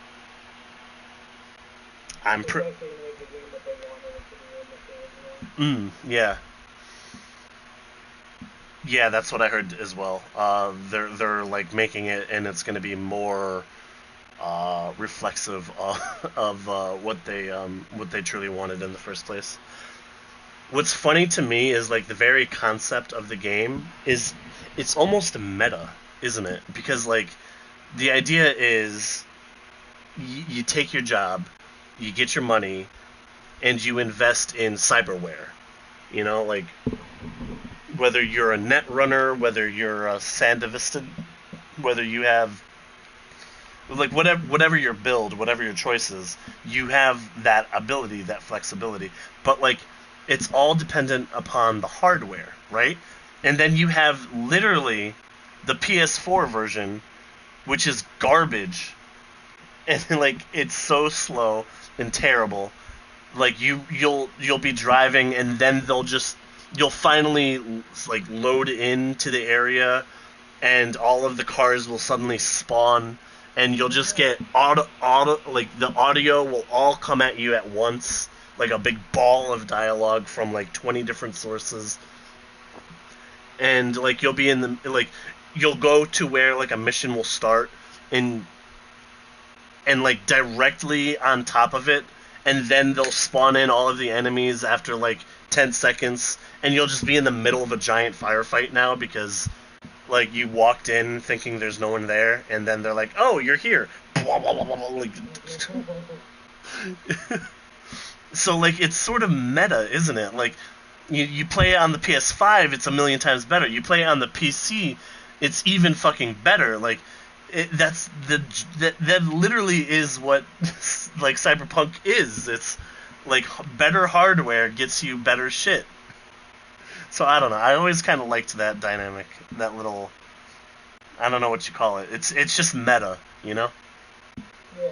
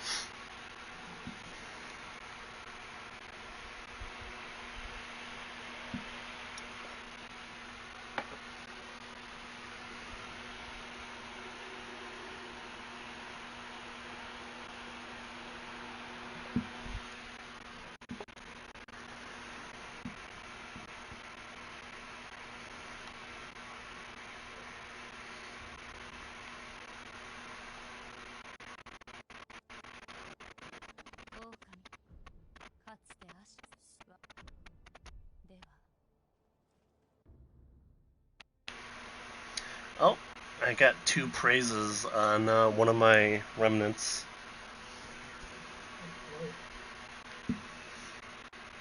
It's good to know people. Yeah, that's what I was. That's like I was about to say. Like that proves there's still people playing it, and it makes me happy that there's still people who like really play this game and enjoy it like that.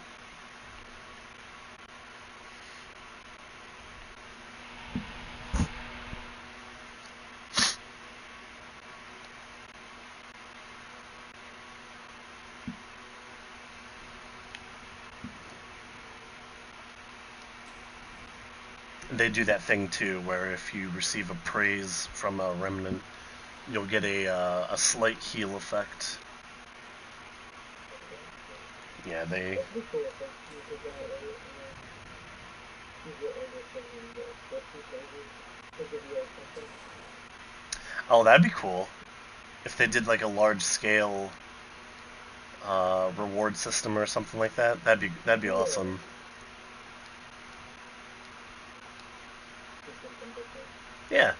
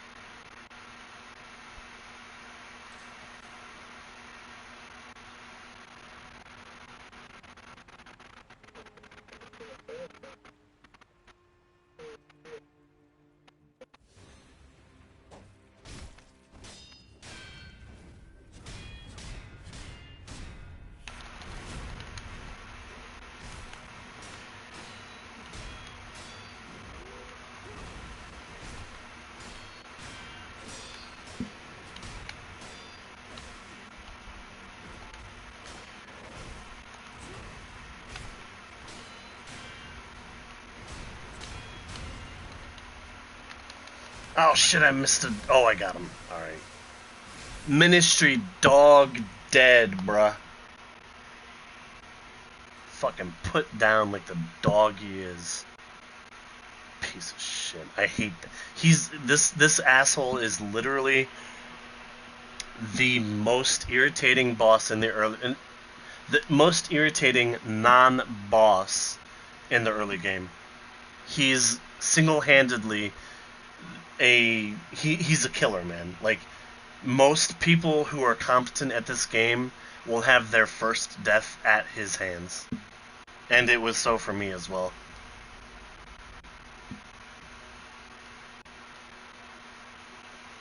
And he's a fucking ministry dog, dude.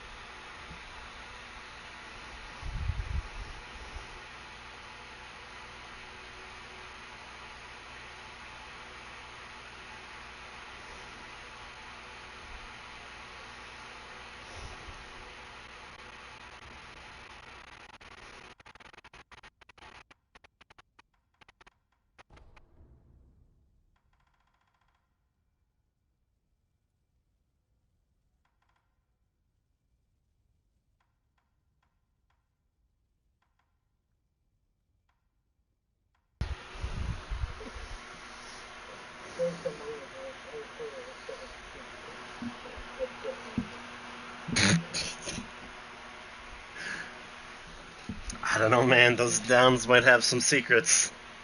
I'm fucking going there with the security in the car. Let's put down there. I didn't see this coming. How is he so strong? Even taking a snap and after I make a fucking make a fucking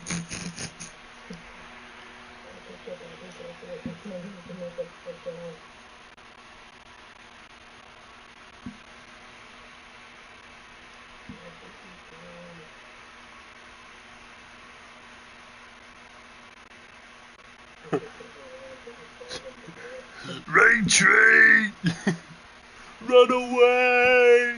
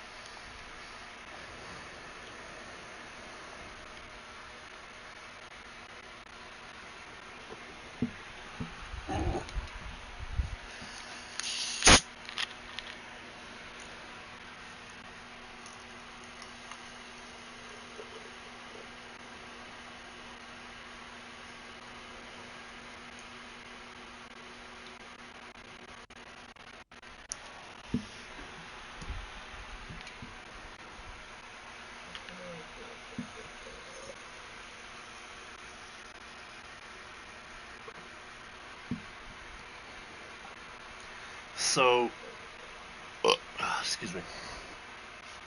So, they're shutting down my building tomorrow, so I have the day off. But they're not saying why they're shutting down.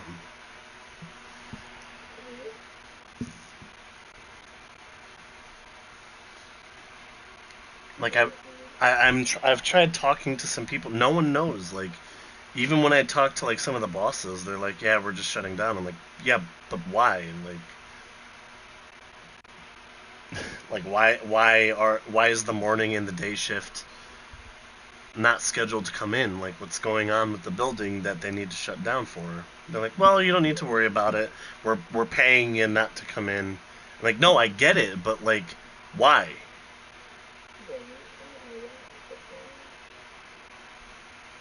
Like no one's fucking talking about it. So I don't know. Seems weird.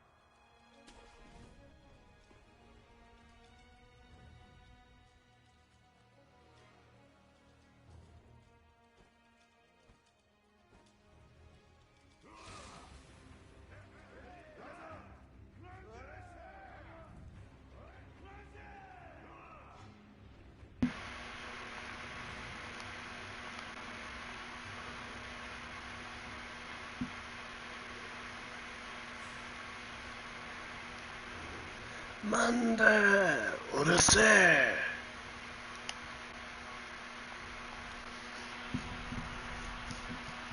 People who play this game but don't put it into its native language, I'll never understand. Like I can watch a movie, and sometimes the voice or something else, and the same stuff, but Like, subtitles are a thing, and they don't detract from the movie in any way, except you hate to read, I guess. Which, as a reader and a writer, I've never understood. Oh, but you're not watching the scenes, you're just looking at text. Shut the fuck up. Like, don't make me hit you with my ring hand. The first movie that comes to mind, Guillermo del Toro's Pan's Labyrinth.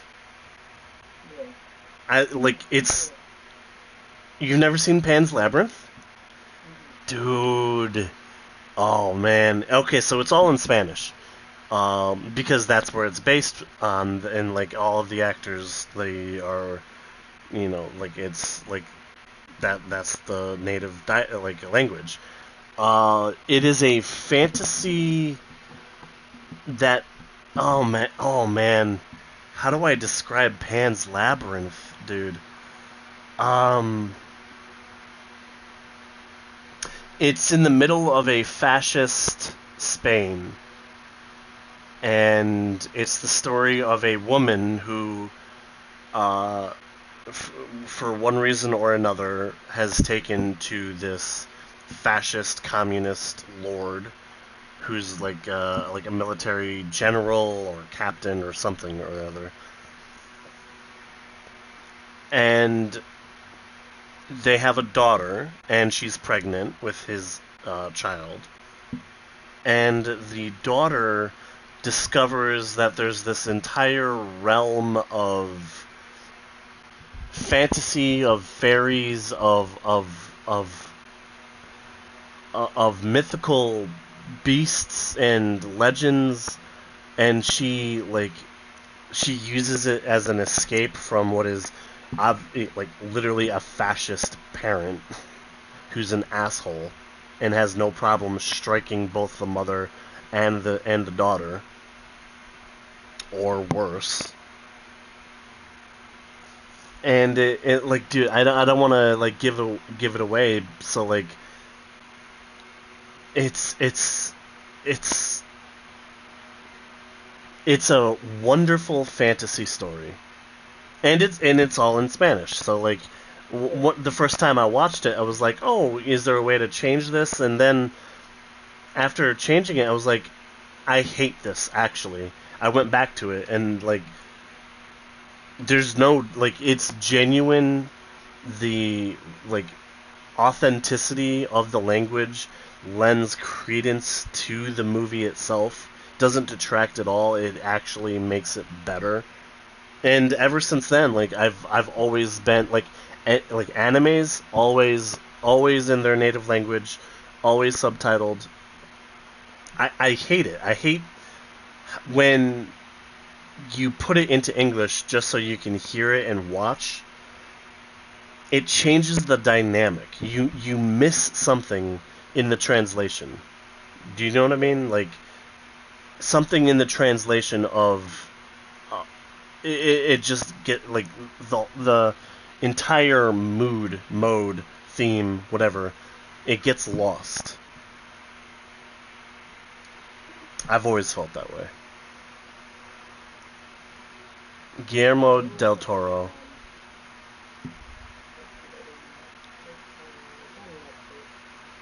What's up?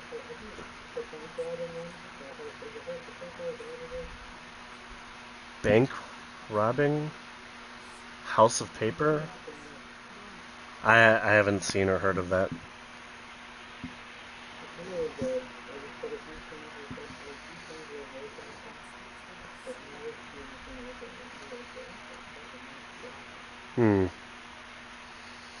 Gotcha.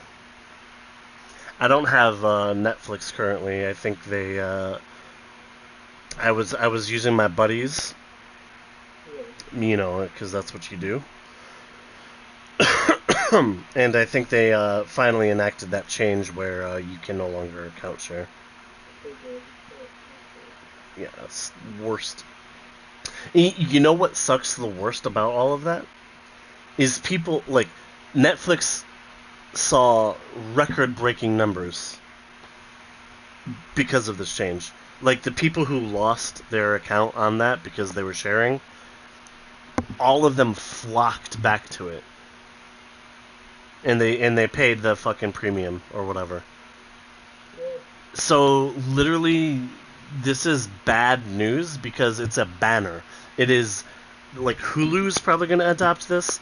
HBO, Showtime's, like every streaming service is going to look at this and see, oh, so if we stop this, people will still pay to have our service and will actually generate more income.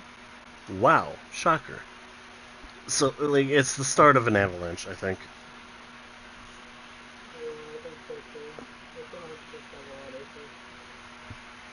And it fucking, yeah, for us, for the user, for the client. There's no reason that you shouldn't be able to share your password if you have the ability to have X, Y, or Z amount of accounts on your subscription. Why like oh, they need to live with you in order for that to like take effect. Fuck you. Like who the like what? That is like the most back ass words thing I've ever heard of.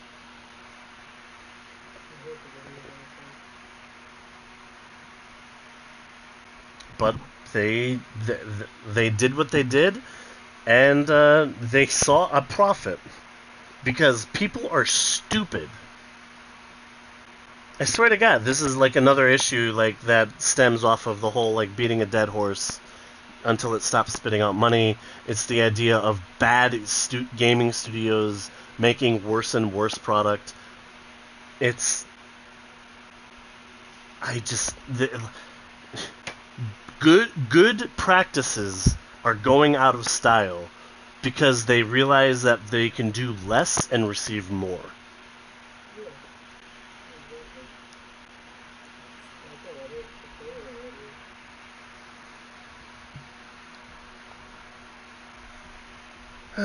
So hopefully one day all of this will be set to right, but I just don't see it.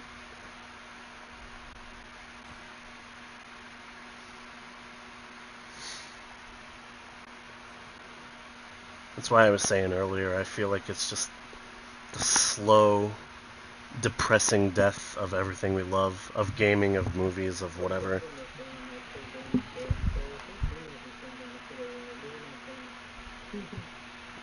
I mean, it's true. Like,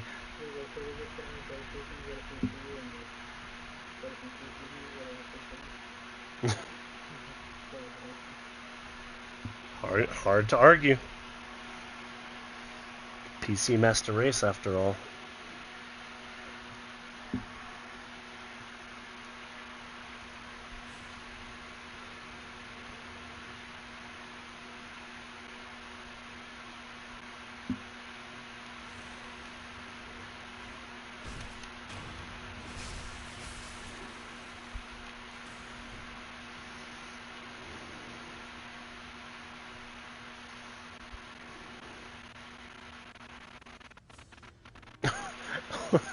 Holy shit, I've been live this whole time. I actually forgot I went live.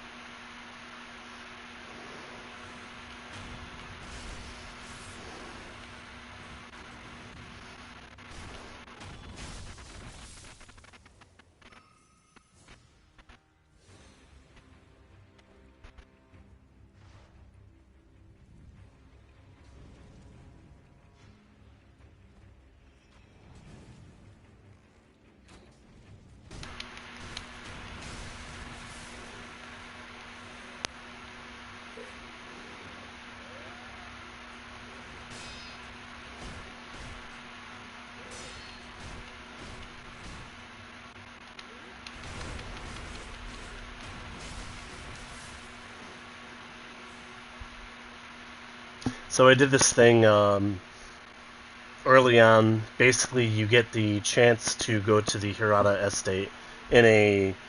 It's super weird. It's essentially a time stop, like like it even does the 3 years earlier, and it's not a it's like a memory, but it's not a flashback. It's a genuine, like, you're back in time 3 years ago in the past, and I did this thing where basically it's you find one treasure carp scale, and then there are 4 fish. 2 of them are very easy to kill. They both give you treasure carps. The other 2 are very hard to kill because at that point in the game you can't dive underneath the water. So you have to, like, find that one moment where they just get high enough. You can't scare them, you can't spook them. They just get high enough to the surface that you're able to slash them. And if you do that, you get both of those scales. You have 5 scales. You can buy your first. It's sort of like a cheat, because you're not technically supposed to be able to just have that ability. But basically, you get to learn this thing. It's like a flowing passage, and it's like a 5-hit combo. It's pretty strong when it's your first like shinobi art that you can learn. And I fucking got it. It's not broken. It doesn't, like, break the game for you in any way. It's just a 5-move combo. But I did do it as a means to just show off my skill, just a little bit. Especially because, like, you're definitely not supposed to have 5 of those scales at that point in the game, even though they literally put them there. But I mean, what can I say? Like, I'm a G.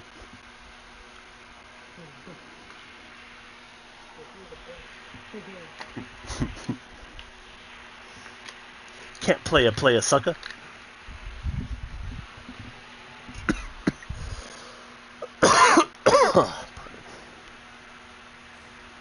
Pardon.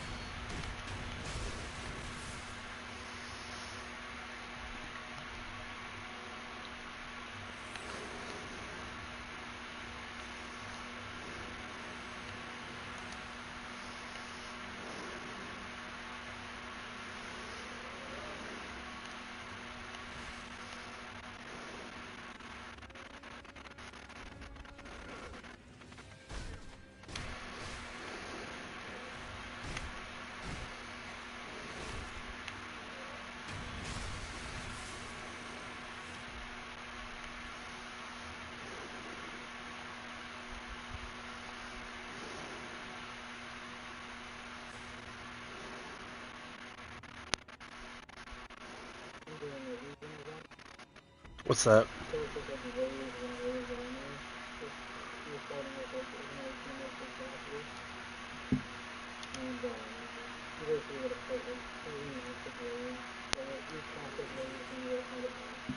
Yeah. Hmm.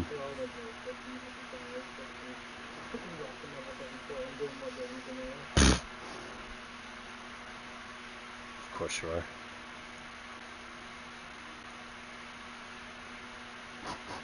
Always assume Suave is doing more damage than anyone else, no matter the game, no matter the scenario, no matter the level disparity. Suave finds a way. Just like life.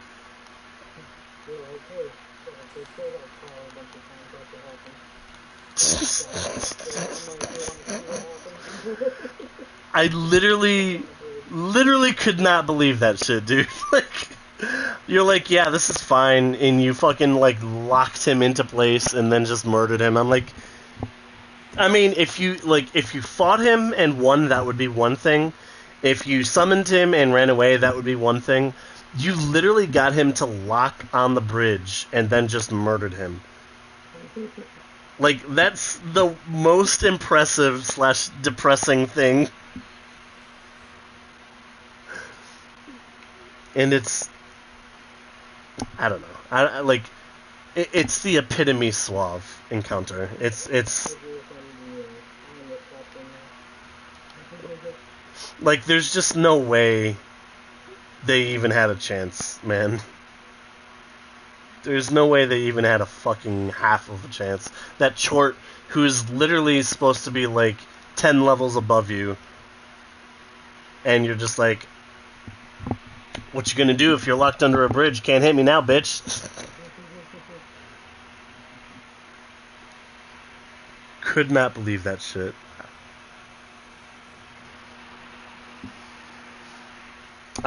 I wish you had recorded that. That would that would have been like a favorited video on YouTube for me. I would have like saved it. I'd watch it like every other day. Just fuck, dude. Classic Suave.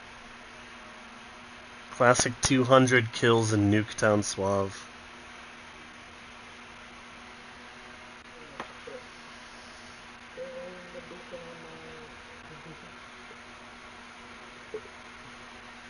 Remember that time you called in a goddamn bomber, and I called in RCXD on top of you, and it glitched, and I died?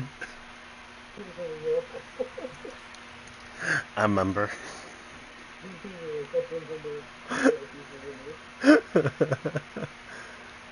I remember being on the comms at that point. I was like,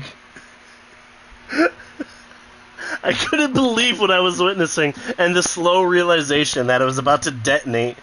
There's nothing I could do. I'm like, oh, I guess I just die now. So this is just my life. My life with an RCXD that's floating in front of my face, and is going to explode with C4. Alright, cool. Bye, everybody. Oh, shit, dude. Man, we had, oh, fuck, man. See, like, I get into this nostalgia of it. I do miss playing those games back in the day. I miss them not because of the game, or how good I was, or how legendary you were. I miss us working as a unit, using our potatoes, and just murdering people. I remember getting good at the game finally. Finding my niche. Silencers, undetectable on UAVs, under the radar, unable to be detected, murking fools. Oh, man. Oh, man. I do miss it, man. I miss it. We had a lot of fun.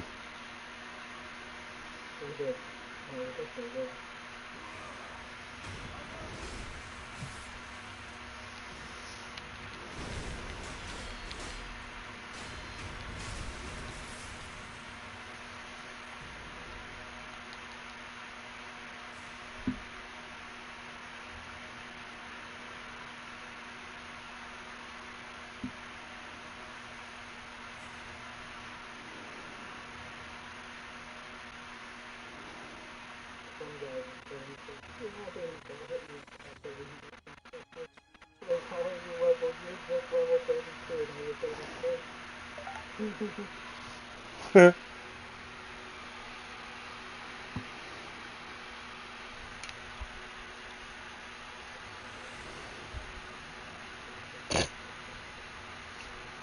Brother.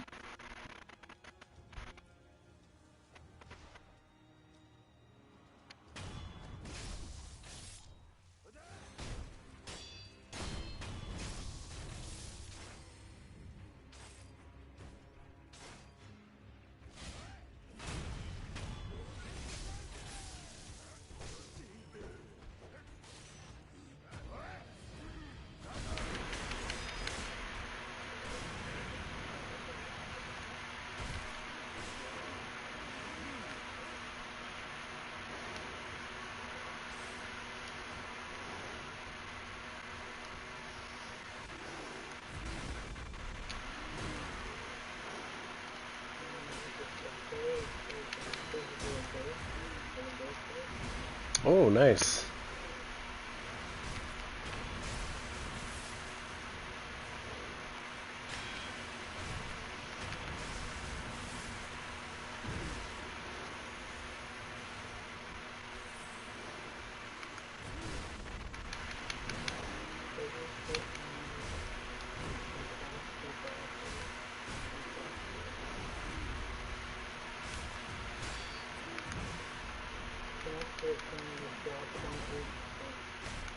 Wow.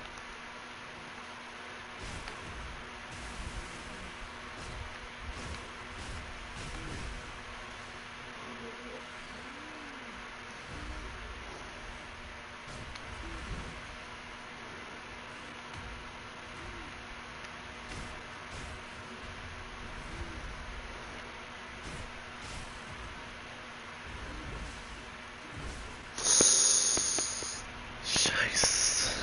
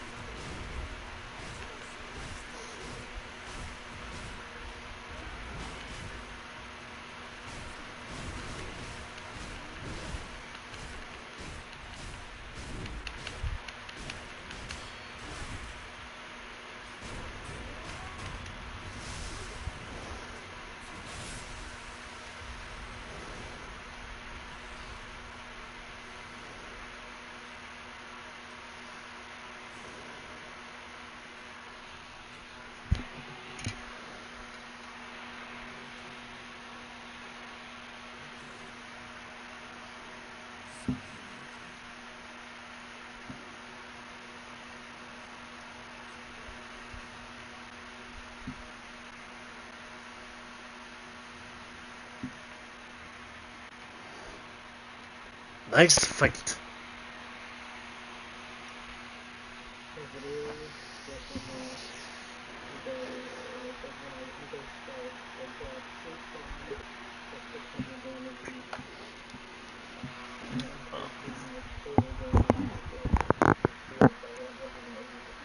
Wow, so you get a free crit, your healing automatically goes into effect, you deal damage now on top of it.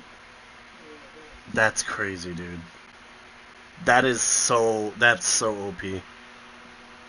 Is that an item or an ability?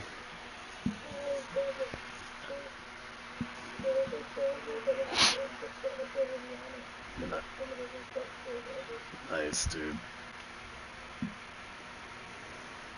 See, oh man, like I love games that provide dynamic stuff.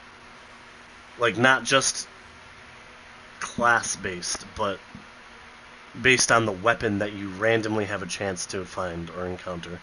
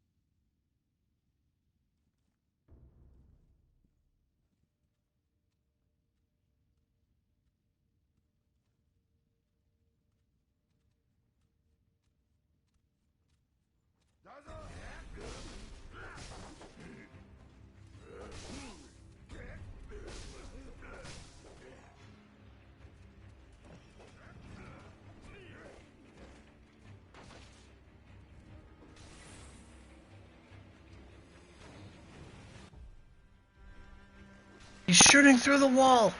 How is he doing this?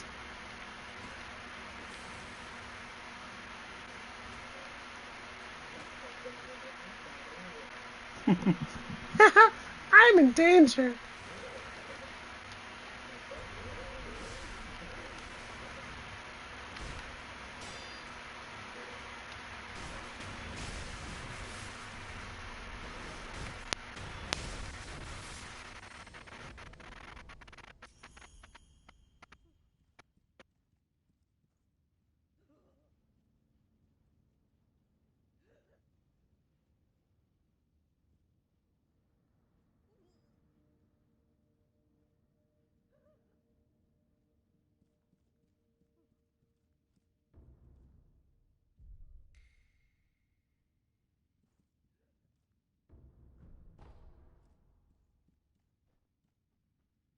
Dude, the amount of people that just like make remnants, except they go like they'll make the remnant and then they'll go over like one of the dead bodies and then just like do the crouch spam like teabagging. I fucking hate it, man.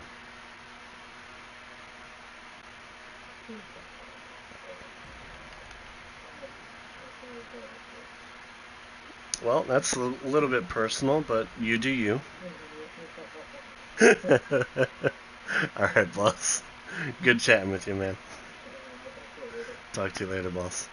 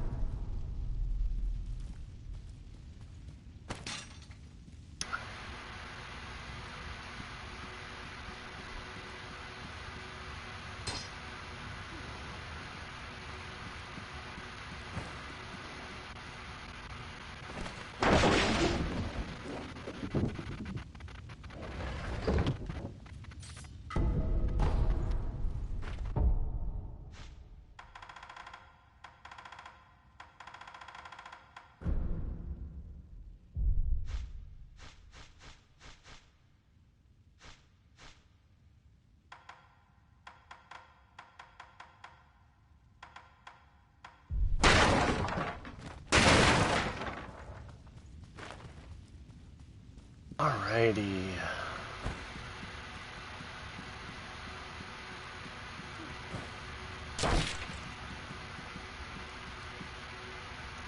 Let's figure out how to get back.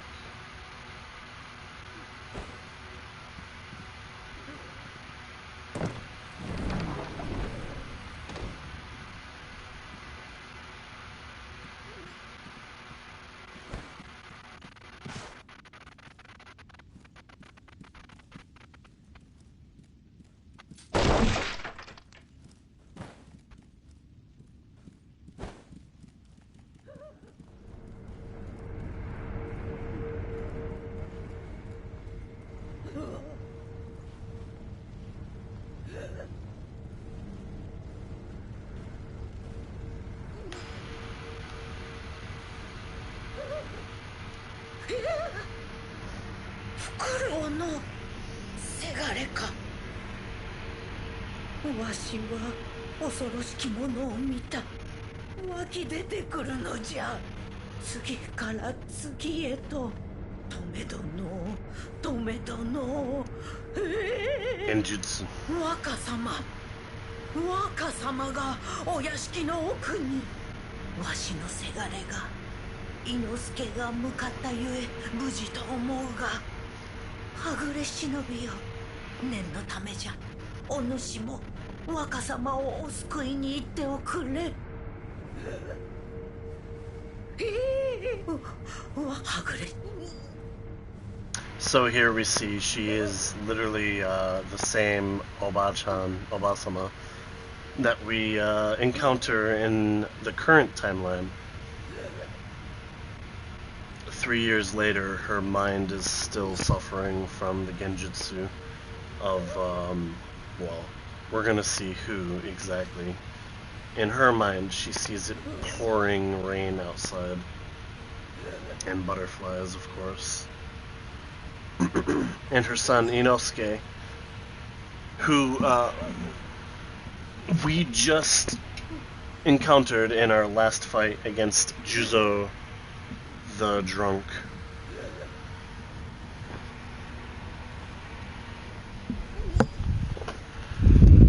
Oh, pardon me, I need to take care of this.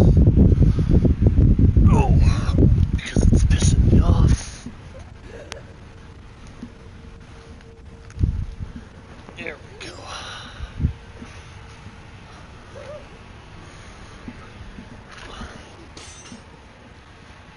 my controller.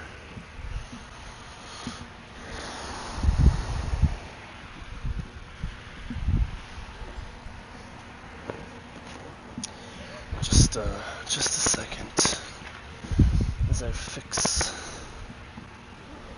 this thing that needs to be fixed. This thing of what needs fixing. That'll do.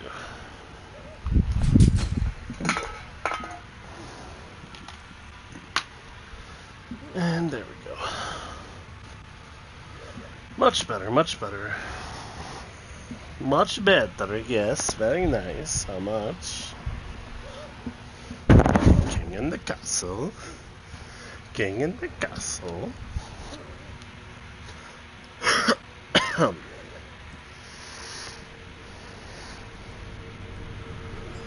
Alrighty,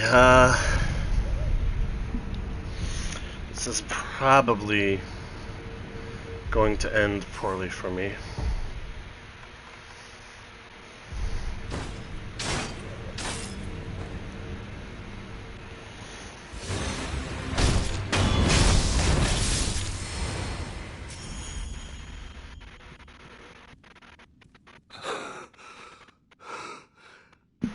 Here's Inosuke.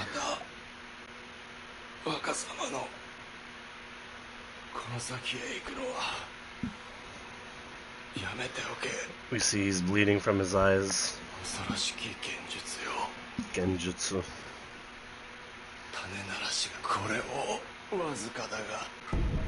He gives us a snap seed.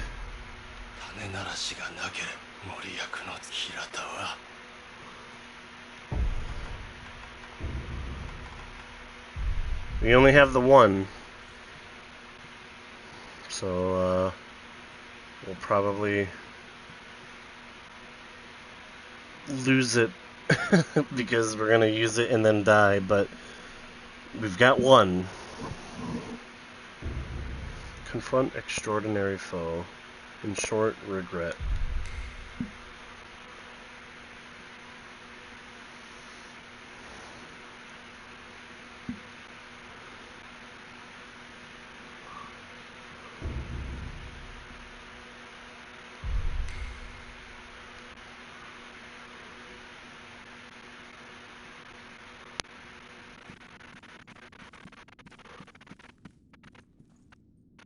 Some nice armor right there.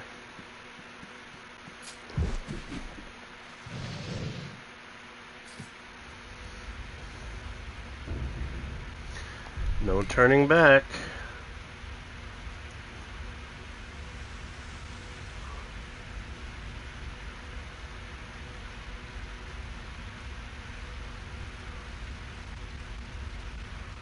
Stupid message.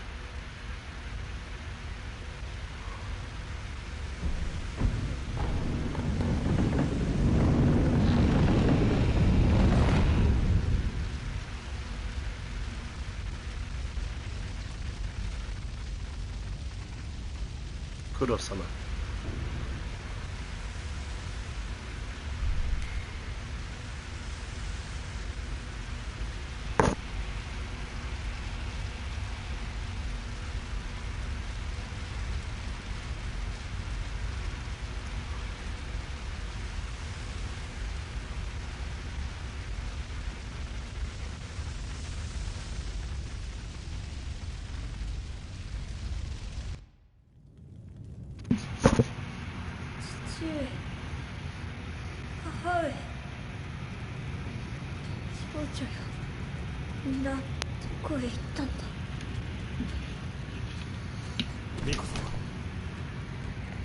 If you listen carefully, you can hear, actually you can see it right there.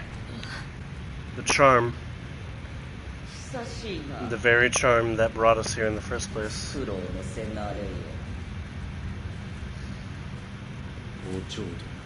Lady Butterfly.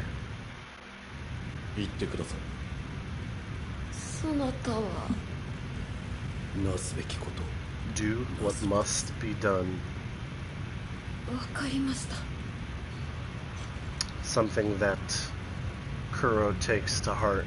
He's in the middle of a genjutsu, of a illusion technique, but he hears us tell him, do what must be done.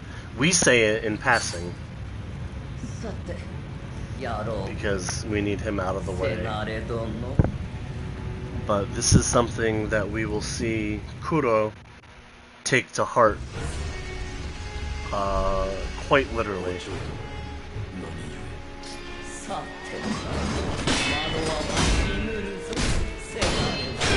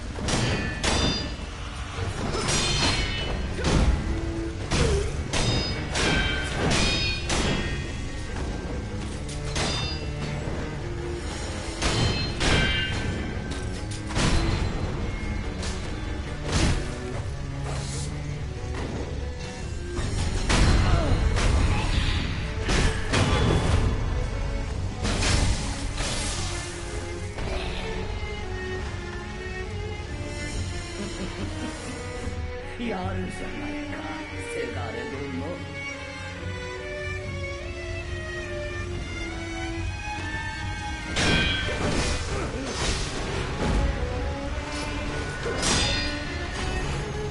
ならば我が幻の窓へ高みの見物とされほの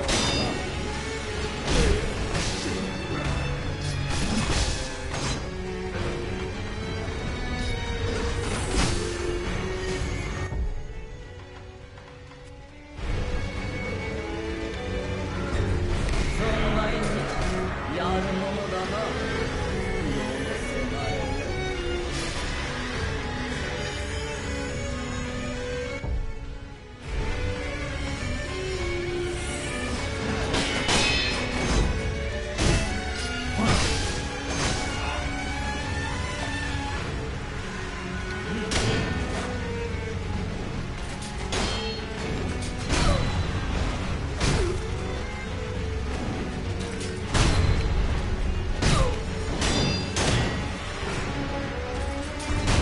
I'm not letting you do that.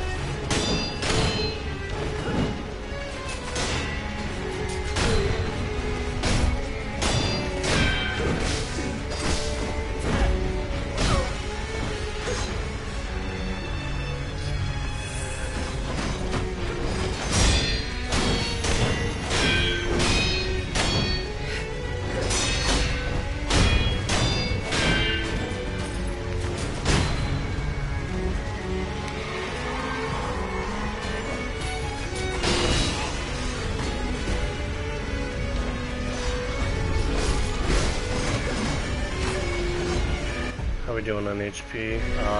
This is it.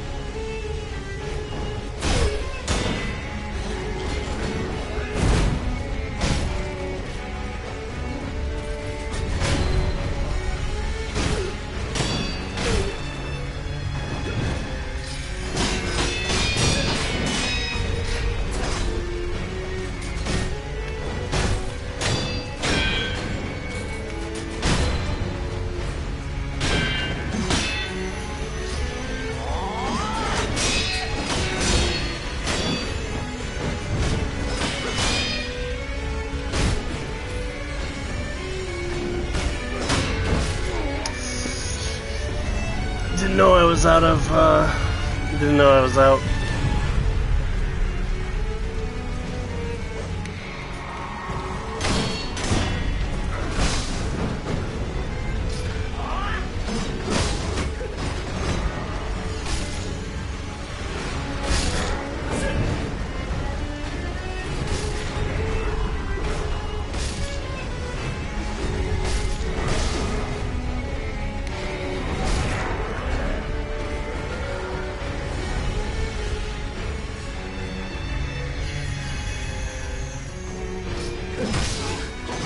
Oh, that's it. そなたなどまだまだ声に Well,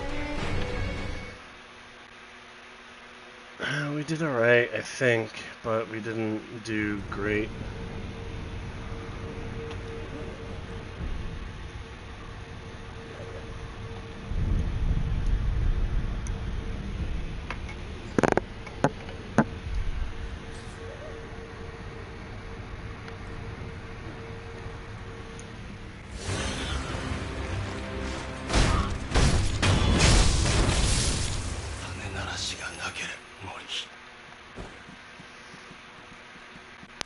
Now we're gonna have to manage without the snap seed. That's alright though.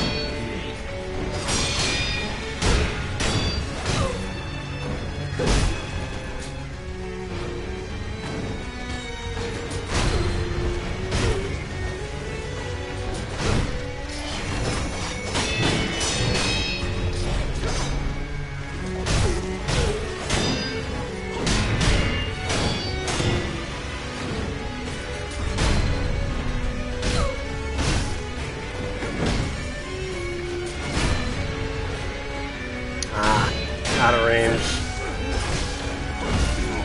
Fuck! Sorry, it's probably better we didn't use our healing right there.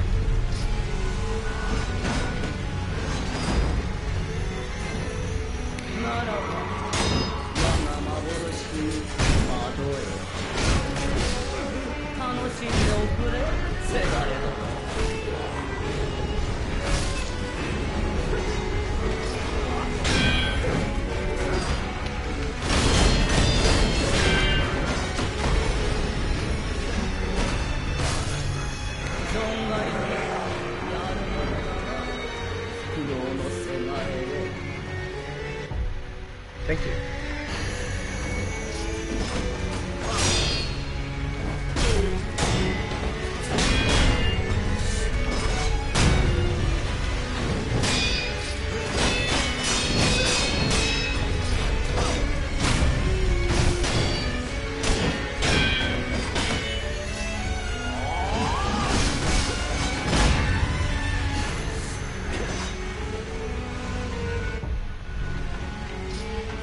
We almost died there.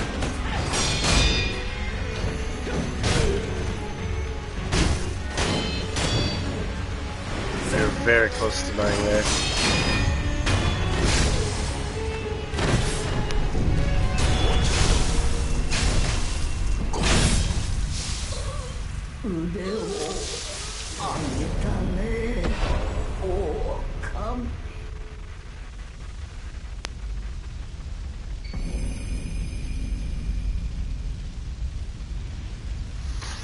The battle memory of an extraordinary foe lingering in the mind of Wolf.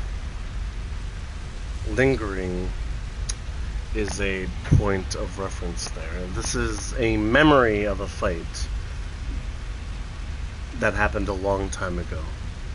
Commune with the sculptor's idol to confront memories of battle, to permanently increase track power, The Phantom Lady Butterfly was a seasoned practitioner of Genjutsu. Sakura. Pale pink crystal residue known to form when an immortal oath fails to establish. She tried to make an immortal oath, such as the immortal oath we established with Kuro when we went to him in the Moon View Tower. We established that oath. This oath failed to establish, and as such, a Sakura droplet has formed. To repeat the vow of the Undying and be awarded resurrective power once more surely necessitates the aid of a divine child of the dragon's heritage.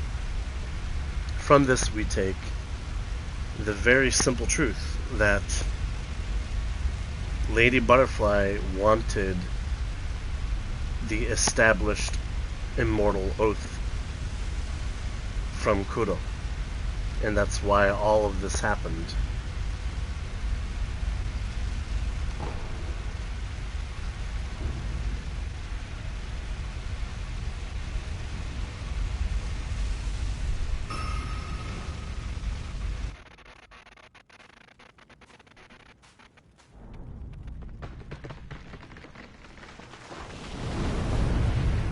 The Buddha drops, and this is more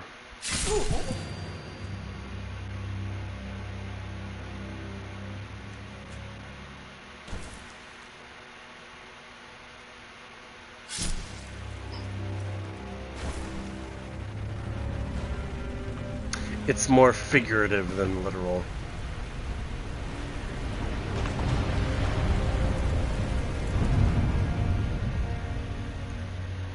Interesting, he has his katana now.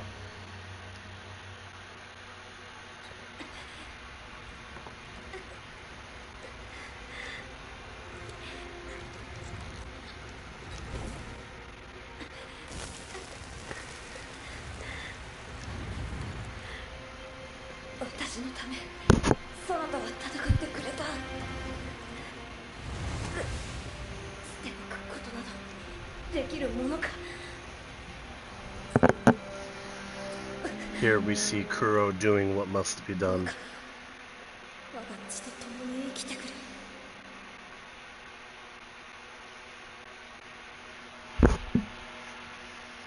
So in a very odd way, we seem to not only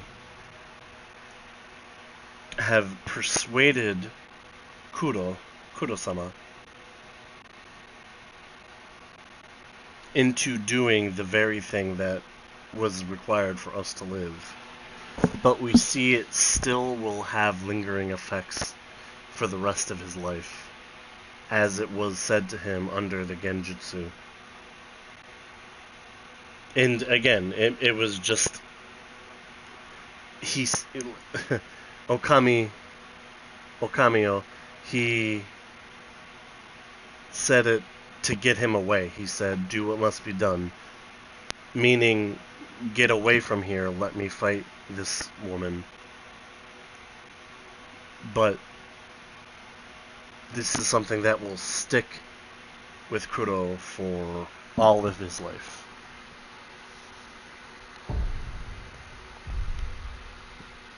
お前さん、どうやら古い記憶が目覚めたようじゃな。巫女様を見た。そうかい。司祭は聞かぬし、語りもするな。見えたものは己のうちに留めておくもんじゃ。武士道、そこの仏で何かが見えたのか。お前さ、人の話を聞いてたか。どうなのだ。炎じゃ。炎。何を備えようともそれしか見えん。一面の足名を焼き尽くすような。シュラ。それをこの話はしまい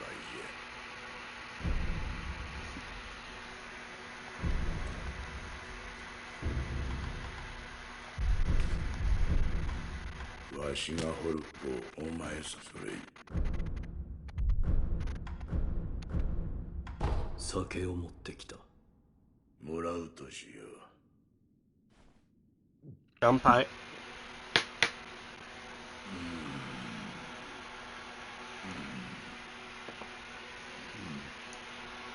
口に合わぬか。いや、うまい。じゃが、傷がうずくのよ。その左腕か。この酒を好きなお方に切り落とされたのじゃ。それは維新ども。何故一心様が。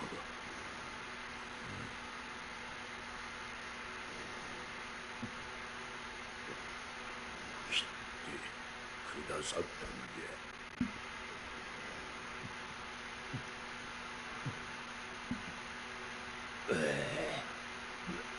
飲まれかけたわしのためにな。 By the flames of Shura. 何に飲まれかけたのだ。シュラ。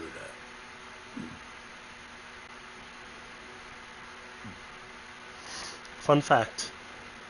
まあ信じるか信じないかはお前さん次第じゃな。 My name せいぜい気をつけな。シュラの影にな。 My name is Joshua. When I was a child and could not form words properly, I called myself Showa.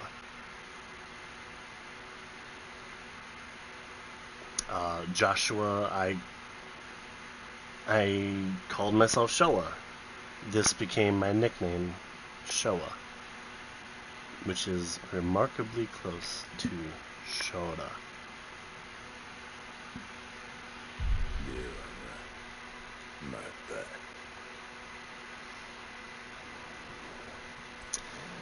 Fun fact. 狼どかつてアシスはでは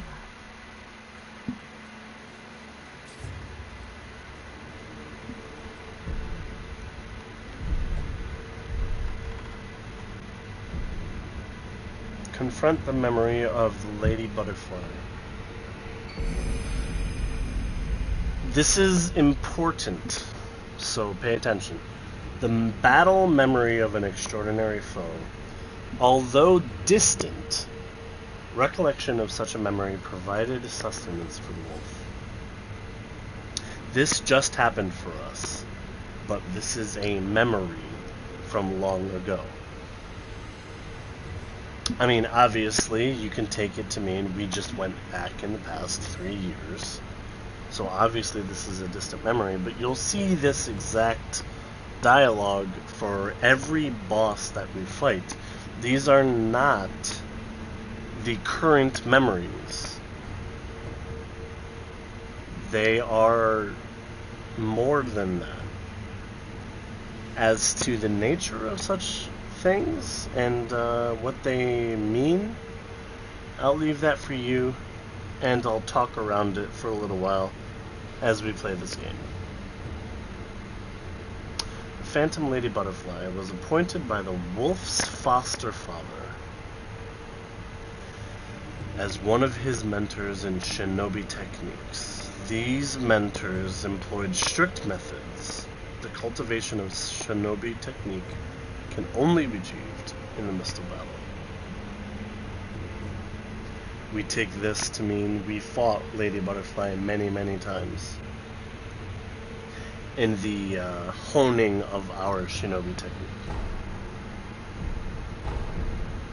So again, this is not, although it's a memory, this is it's a lot to unpack. It's just a lot to unpack. I'm gonna take a quick break, run to the bathroom, refresh my drink. I will be back momentarily.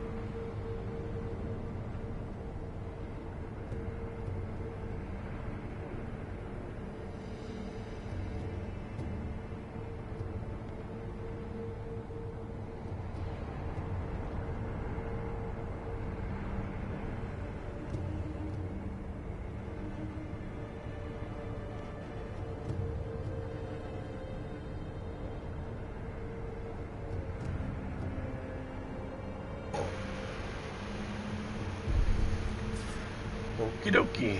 And we're back. Yeah.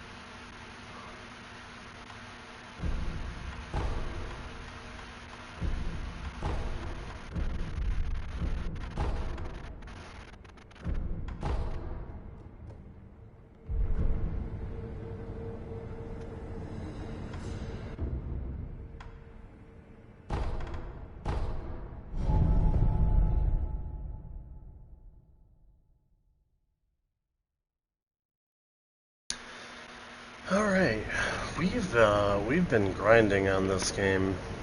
As a matter of fact, I know I just left it on a... I'll be right back, but you know what? I really do think, like, how long have I been streaming? 3 hours. Yeah, I think I'm good on this game for now. I'm gonna return back to it. I'll make sure to start the stream up, but I'm not even talking to anyone really. There's literally no one watching this.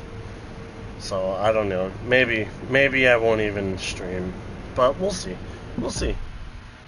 Until the next time, friends.